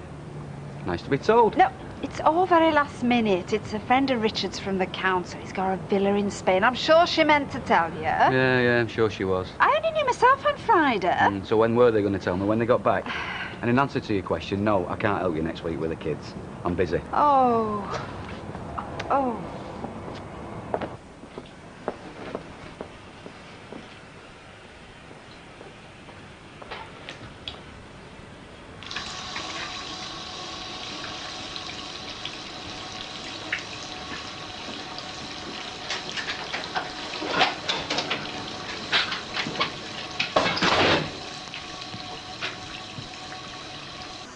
When are the odds off? Pretty soon. Hi. Is there any chance we could get the place to ourselves tomorrow night? I doubt it. I think the Glen will be hanging around. I've just been telling Gail, I think I put my foot in it with Martin. Oh, we didn't tell him. Oh, it's not your fault, then. No, of course not. Well, we'll get him a bottle of sangria or something. Thought you'd gone for a paper. I lied. I didn't get one. I got you this. Oh, for me? No, it's not necessary. Of course. I mean, it's the least I can do. Come on. You know, we really appreciate you looking after the kids. Oh, well, thank you. Come on, we'll crack them open now and have one, right? Go on, then. And don't try getting your gran babysitting every night. You make me sound like a right user. Well, you are. Oh, he's annoying me already. You are not a user, my darling, and I wouldn't let you be either. Oh, Richard, now thank you for those chocolates. Oh, it's a pleasure. And thank you for everything else. You know, the memory business. You are a friend. Not a friend, Audrey. Family. Oh, talking of memory, that reminds me. 2 seconds, Gail. Oh, no. Where's he gone? I don't know. Come on. Get in. I'll phone you when we get there. Oh, lovely. Have you got everything?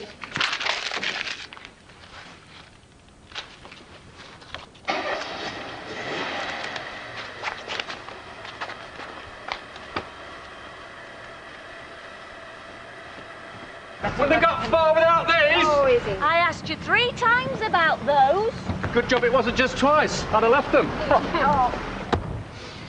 What's that smell? Hey, don't you start. I've just cleaned it. Bye-bye. See ya. Bye-bye. David, just... listen, you haven't seen the list I made, have you? What sort of list? The list! A reminder of what I should be doing. No. Oh. See ya. Go. You haven't seen the list I made, have you, Sarah Lovey? Gran, you've already asked me this. Oh, have I? See, I don't even remember doing that. Well, you will remember to take Bethany to the creche, won't you? Yes, I shall. Oh. Archie wants me to see a doctor. Well, it can't do any harm. Can it do any good? Well, at least you'd know. Oh, knowing's a good thing, is it? Alma knew. She knew for long enough what was coming. And I don't remember it making her any happier. Anyway, if I have got this Alzheimer's thing, I mean, they can't do anything about it, can they? So what's the point? No, I am not going to a doctor. But don't you go telling Archie that. I'll tell him I've made an appointment, right? And then if he asks again, I'll say they're doing tests or something. Anyway, wait long enough. We're going to find out anyway, aren't we? Archie! Oh, can I get you a drink? Well, I'll have a pint of bitter, please. Oh, and a pint for Archie. Thank you. Now then, have you done what we said you were going to do? About seeing a doctor? I rang for an appointment, yes, and they can't fit me in till next week. Oh, well, you've taken the first step. That's what matters. All right. Hang on! No. Don't you be taking your coat off, because you're not stopping.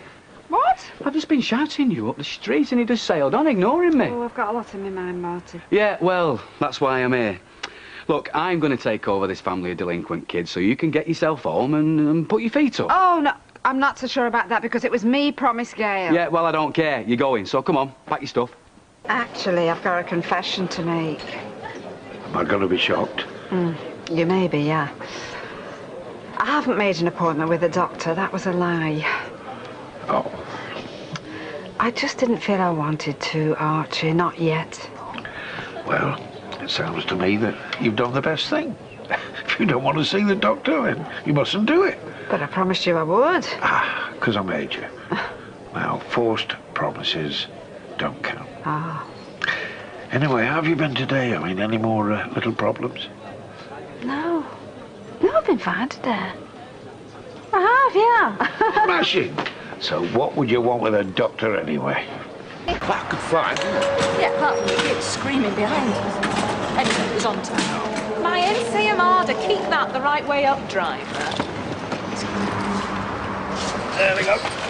Oh, looks like the weather was nice, Richard. It was very nice, thanks, Steve. There we go. Right, well, Coronation Street, barring flood, fire or famine. It is still standing, I presume. It is. Hey, Tony, you should come round to our house, see how the other half live. Oh, listen to it. You're hardly one of the hoi polloi yourself. Hoi polloi? Doesn't that come with a sweet and sour sauce? No, Chip, this isn't on, you know. I mean, your mum and Richard will be back soon, and what are they going to say? I think I can't control her. You can't. David! I can't believe you fell for that. I won't be long. Routine, 2 nights running. Oh, dear. Come here. What are you doing? Now, keep an ear out for Bethany, right? I'm going to look for Sarah.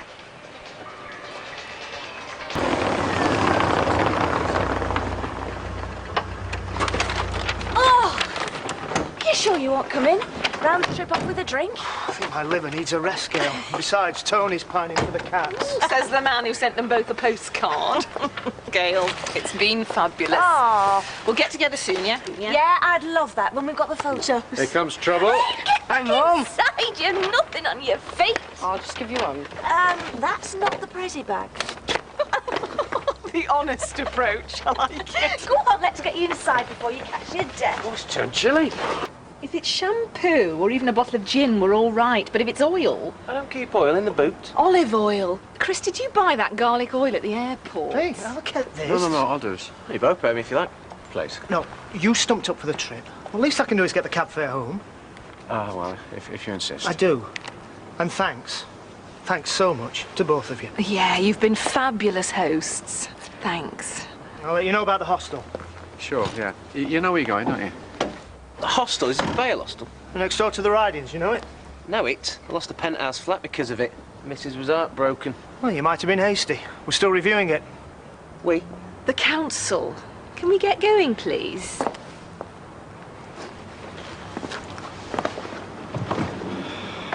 Tell me it's not true. What was it? You haven't used my money to remortgage from my house. to take two complete strangers on holiday.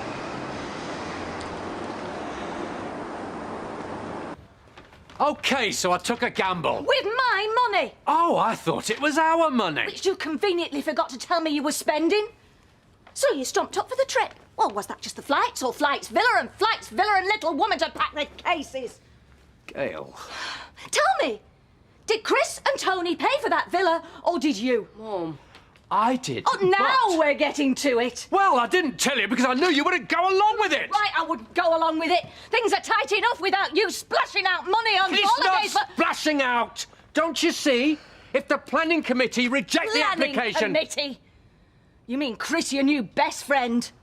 New bent friend. He's not bent. Well, if he's not bent, why are you wasting good money taking him on holiday? Night then. David, wait. Gail, this is usual business practice. It's called corporate hospitality. You warm them up, you show them the facts, then they make their own minds up about it. And that's exactly what Chris is doing. Well, that's not what it'll look like from the outside. Well, you've just spent a week with the bloke. Did he look dodgy to you? Yeah, I've spent a week treating him and Tony like friends when they knew we were slimy little customers with our begging bowls out.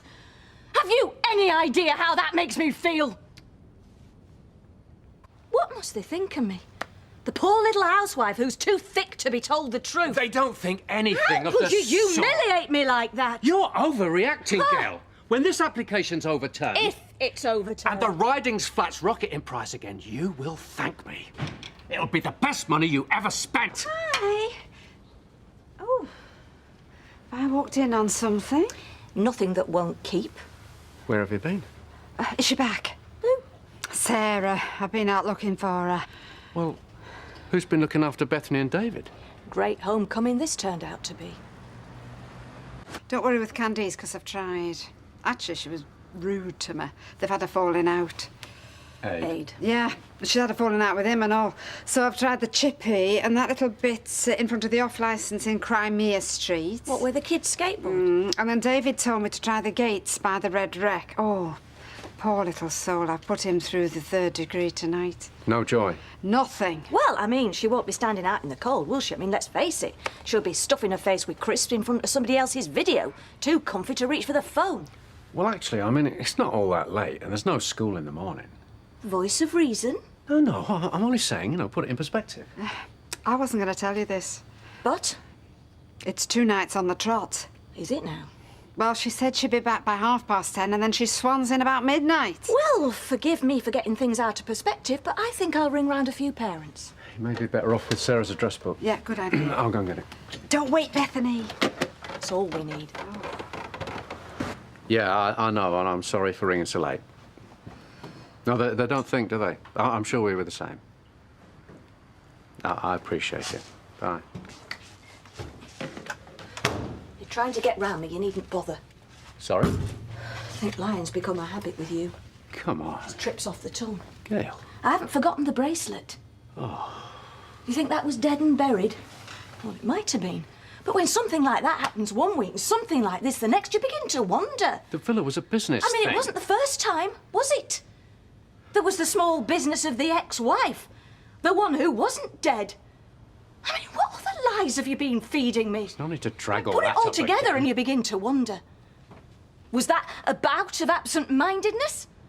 Or have you been feeding me a pack of lies from the beginning? Flat out, both of them. Here, ma'am, you might as well have this. Gail, I don't want presents. Oh, ma'am. I'll let you down. That was nothing, believe me. I should have stopped her. Tell me, how? It might come in useful. I've gone through all the names I recognise, just starting the ones that I don't. Yeah, I think you'd better. Oh, it's gorgeous. And I'm down to my last drop. No, Sarah told me. Oh, well, there, you see, she's not all bad. Lovey, don't panic when I say this, but, do you think we should call the police? You might need to when I get my hands on her. Oh. Why don't you go home, ma'am? You must be shattered. Can't have been an easy week. Not until I've seen her. Well, we can ring her. You can rollick her down the phone. Come on, I'll run you round. Please, really? No. Oh. Lost her key. Will there be some trauma all over? Dear. Hi. Can I come in? Sure. Is there something wrong? It's bad news, I'm afraid. Patricia? Sarah, just tell me. There's been an accident. Is she dead? The car she was Is she travelling- dead? No, Gail. That's something. What car? Ken Barlow's. What was she doing in Ken Barlow's car? The car was reported stolen earlier tonight. Sarah was in the passenger seat when it turned over at speed. There's no sign of the driver. But that can't be right. No, not Sarah. She'd never get her in a stolen car. Are you sure it's ours, Sarah? Richard, I was there when they pulled her out of the wreckage. I saw them put her into the ambulance. How bad is she, Emma? Critical. She has very serious head injuries. She's in intensive care, but they need to operate immediately. My colleague, PC Hotwood, he's waiting in the car outside. We need to get you to the hospital. What about Bethany, David? Well, I'll get Sally. Could you put a few things in a bag? She'll need to stay overnight. Yeah. Is it really that bad? The sooner you can do that, Audrey, the better. I'll be 2 minutes. You said Patricia. Emma said bad news. You said Patricia. I don't know where that came from. But panic. Your mind plays funny games. Now think. Do you need anything? We should have been here. None of this would have happened. You don't know I that. do. We should have been here to protect her.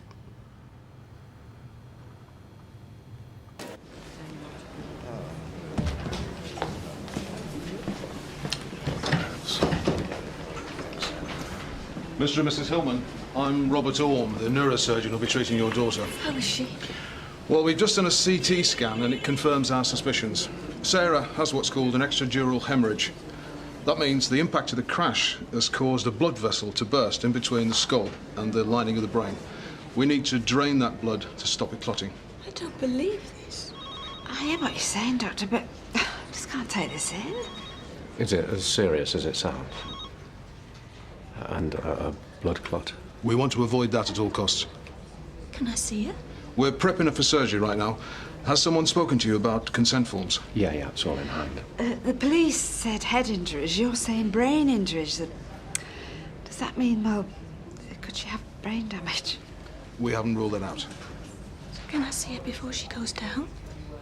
Mrs. Hillman, we need to perform this operation quickly. It is vital to bring down the pressure in the brain. Or what? Well, we understand, Doctor. If you'll excuse me. Or what?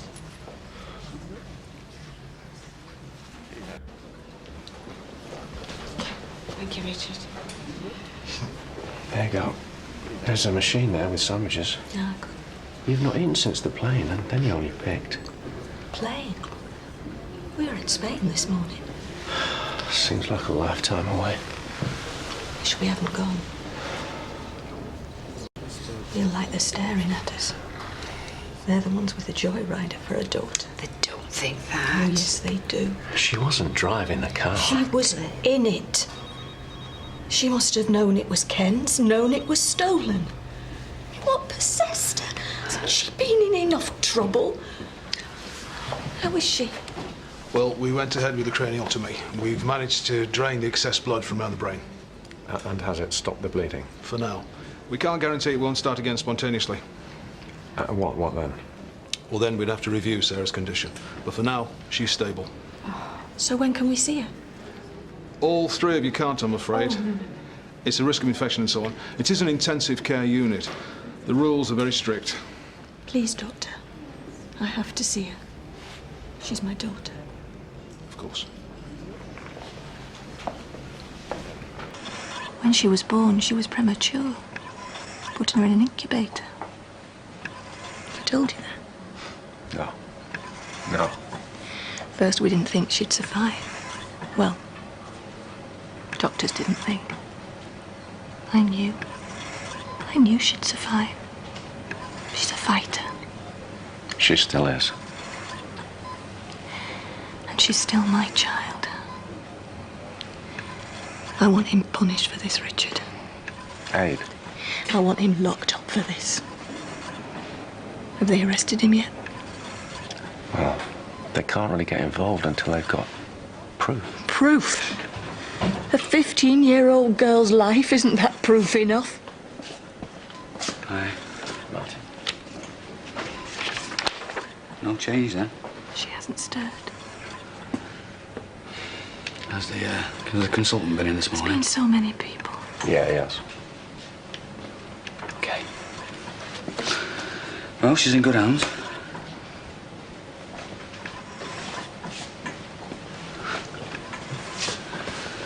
What? Just thinking what Ivy would have said. Ivy? Brian's mum. Sarah's gran. She'd have said she was in God's hands. Well, that should be right. She's got to survive, Martin. Hey. She will. She'll fight her. That's what I've just said to Richard. Just like a mum.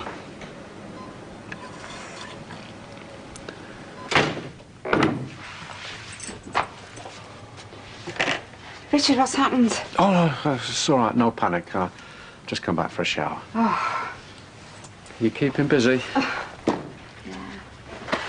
couldn't face this long, you know, and the walls were closing in on me just sitting around, so I thought it was best just to keep my mind occupied.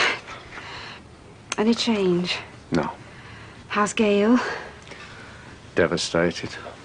She can't eat, won't sleep. I just feel useless. Oh, dear. I've sent David round to his friends. Now, are you hungry? Can I get you omelette, sandwich? No, I'm fine. But I've got some sausages. Maybe later. Does she blame me? What? Gail, does she blame me for not looking after Sarah? I mean, letting her go out with that lad instead of looking after Bethany. I mean, she's just a child, Richard. Nobody's blaming you, Audrey. Well, I am. I'm blaming me. I think I'm just a stupid, silly old fool. I mean, all I could think of, you know, was myself when I was 15. And, well, she should be out having fun, shouldn't she? Not stuck lying there attached to a machine. Hey. Oh, God. Hey. Oh. She's at breaking point. I've tried to get her to go home. She won't listen. But Sarah could be here for days. Weeks. It's the waiting. Yeah. She'd feel better if she went for a shower, had some sleep. Well, she says she can't sleep. Well, she's got to at some point.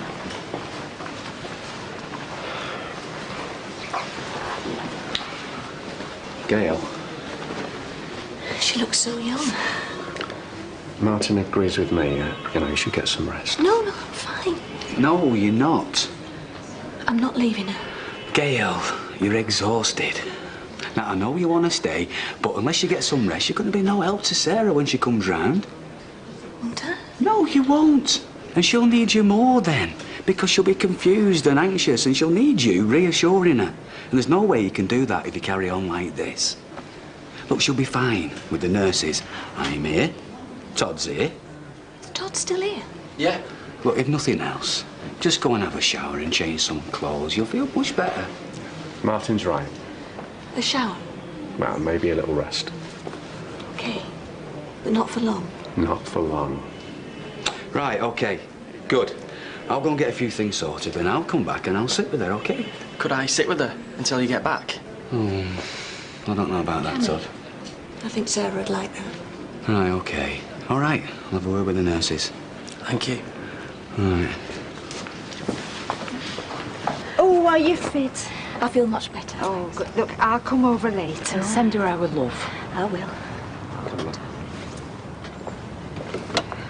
I don't believe it. Critchley! Richard! I'm gonna get you, Critchley!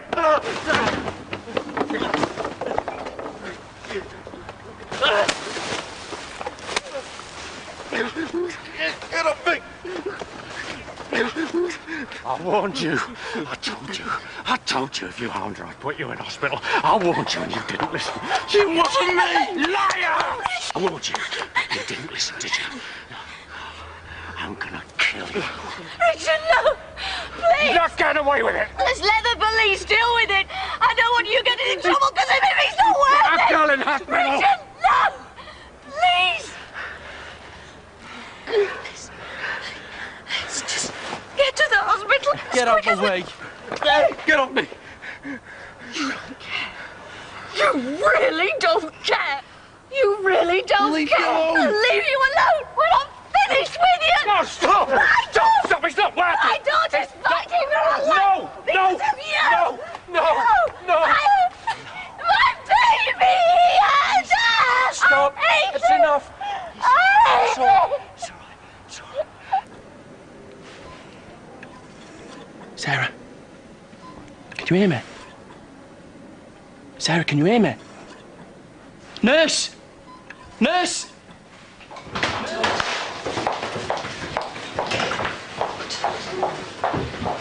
I saw them. They were open. Look, she's opening them again. That's it, come on. She can hear me. Oh, God, thank you. Thank you, God. Thank you. How is she? Well, you must understand she's still very weak. It's all been a huge trauma to the system. But she's no worse. She's doing fine. Still, there's a long way to go. I understand. She's disorientated as well. 1 minute she's fine, next minute she won't know what day of the week it is. But it'll go. The less pressure that Sarah's put under, the quicker she'll recover. Too many visitors right now might not be a good idea. So I don't get to see her, right? Listen, why don't I stay outside and you two go in? Do you mind? Of course not. He's dying to see her, aren't you? Thanks, Richard. What about the police? How long before they can see her? Perhaps for a few minutes later on, if she's no worse. I'll test the water at lunchtime, let you know. Right, thanks. Hi, Todd. Hey, mate. How was she? Much the same, you know, not quite with it. Has she remembered anything? Something about Candice, but she can't be sure what. Candice told me she didn't know anything. Join the club. Can I go and see her? She's resting just now. The doctor said to leave her for a bit. I knew Candice had something to do with it. Now, we don't know that. And if she did, she ought to be careful. If she's lied to the police and they find out, she's going to be in big trouble. So, you seeing Sarah this morning? I thought I'd go this afternoon. I mean, now she's out of intensive care, I don't feel I have to be there every minute of the day. Well, it's nice to be getting back to normal at last. If only. Well, it must think she's okay, otherwise you wouldn't be going to work. It wasn't Sarah I was thinking of. If you think I've forgotten what happened before the accident, you're very much mistaken. If you mean the holiday... Is there something else? Well, I can't be telling her everything I do in my work. This wasn't just work, it involved me. You told me it was their villa, that we only had the flights to find. Yes. Yes. And I apologised. How many more lies? There are no more lies. And there won't be any. There better not be. Keith, Richard Hillman here. Hi. We're due to have a meeting about my business plan this afternoon, and unfortunately there's been a bit of a family crisis over the last week or so. My stepdaughter nearly died in a car crash. Thanks, yeah, it was quite hairy, yeah. Obviously, I've been at the hospital around the clock for the last few days, and I really haven't had time to prepare any figures, and I wondered if we might just put it back a week or two. Yeah, I realise we did fix it up over a month ago. It's just, you know, I don't want to waste your time. Well, I could give you a general idea, yeah. It's just that... No, fine. If you're happy with that, yeah. OK, yeah, see you later. Problem? Police rang me at work. Sarah's remembered what happened. Really? She's about to make a statement. They want me to be there. She came back from the coat. What, would you like me to come along then? Haven't you got more important things to be getting on with? Like saving the business? Girl, I know you're not happy with the Melton's holiday, but that investment could bury our problems once and for all. Got nothing to worry about then, have we? Oh, hi, Chris. Richard Hillman. Wondered if you'd had a chance to put any feelers out on the bail hostel yet. Only the clock's ticking on this one. It's all right for Right, you, why don't we meet up this afternoon? You can bring me up to speed. Robbers return, 2:15? Right, see you then. Oh, you look flustered, Vera. Roll on retirement, that's all I can say. Have my investments come up trumps yet? They're maturing at a steady lick. I know the feeling. Great, thanks, my love. You deserve a medal, Richard. What for? Well, all them hours you've put in at the hospital lately. Oh, it's the least I could do. Things like that are very important. Tell you what's important, Sarah's getting better. Oh, yeah. And it's good to see you looking so well in spite of it all. Well, I've not had any more lapses lately. Well, not since that business at the salon. What was that? Oh, yeah, you were away, weren't you? Oh. Well, I just left the tap on all weekend, and then I messed up half my appointments. No. Archie's had me on broccoli ever since then. Apparently, it's good for the memory. It seems to be working. I'll have to remember that. Yes, keep eating your broccoli lest you forget. Oh, Chris, hi, what are you doing here? I'll come see this young man. How do you know each other? Well, I might ask you the same thing. Chris and I were on the council together. Of course. Audrey's girl's mother. Oh, I didn't know you were related. Small world. We've just got a little bit of business to do, Audrey. Right, I shall leave you to it.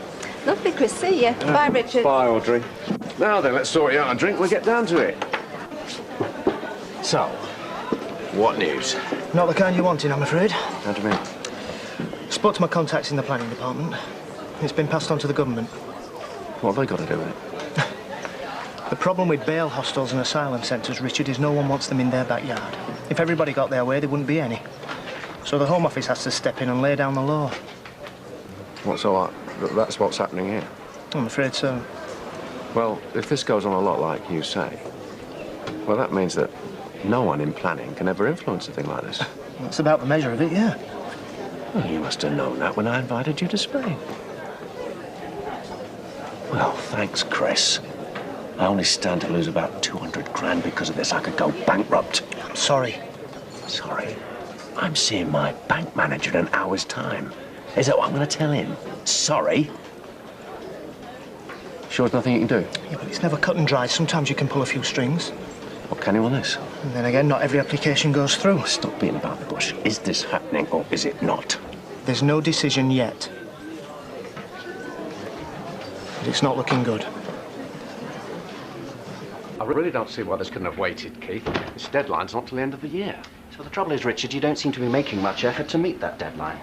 Of course I am. Look, I've managed to do this update for you. It's a bit rushed in the light of everything that's happened. But, Yes, well, I'm more interested in facts than predictions. I take it you're aware that your overdraft has exceeded its limits by over £1,000, and you've missed your last loan repayment. No, I wasn't. As you can imagine, I've been a bit preoccupied of late. I see, yes. Oh, and of course, you've been away. Spain, I believe. Let's see, £750 paid to Sunliners, £800 to the airline, various restaurant bills. It all adds up to quite a tidy sum. So, you can understand my confusion. I ask you to tighten your belt, and the next thing I know, you're splashing out on yet another fancy holiday. It wasn't really a holiday. For a man on death row, you seem to be taking things very much in your stride.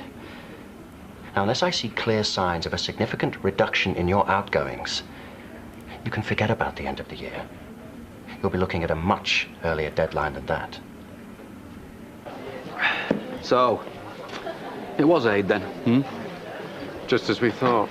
Yeah, well, shame you didn't think a bit sooner, eh? Sorry? Well, how long's this joyriding been going on, and what else have these two been getting up to? I don't know. No. Just as I thought. Oh, come on, Martin. You didn't know what was going on either. Yeah, well, I've not been living there, have I? Since you've been there, they've been bunking off school and all sorts, and now this. You know, you might have some money, but when it comes to looking after kids, you've got a lot to learn. You should have kept a closer eye on her. Oh, I wondered where you were. I dropped Bethany at the creche and David at the hospital. Thought we could do with some time on our own. Good idea. Hey, I was just hearing all about You've Ken seen lady. Chris Melton again, haven't you? What? My mum told me. Oh, I see. I mean, she just happened to mention it. Didn't know you wanted to keep it quiet. The only reason I didn't say anything, Gail, is because I know you don't approve. Too right, I don't. It's common business practice. It's how these things work. And did it work? Did the holiday bribe repay itself? No. You're telling me you've spent all that money for nothing? It was worth a shot. So how many more harebrained schemes have you got? I mean, why not fritter away the rest of them? We can lose our home as well. You're right. I've made a mess of everything. Everything I touch seems to... It's all falling apart. The flats. Family. What do you mean, the family? Martin was right. I should have kept a closer eye on Sarah. Martin had no right. I mean, you saw it, didn't you? I mean, you never quite trusted Aid. But me? Oh, no. Oh, no, I let him turn me round. I even let him come to the wedding. Why didn't I listen to you instead of trying... Your fault. Useless father. Useless husband. I was so stupid to think that I deserved you. No wonder you regret marrying me. Richard. I don't regret marrying you. I love you. How can you? After I've let you all down. You haven't let us down. You're a good husband and a good father. I shouldn't have shouted at you. You're right, Gail. I've lied to you. Only because you were trying to save my feelings. I know that, really. I shouldn't have shouted. It's the strain of the last week. It's telling on us all. I don't want to lose you, Gail. I don't want to lose you. You won't.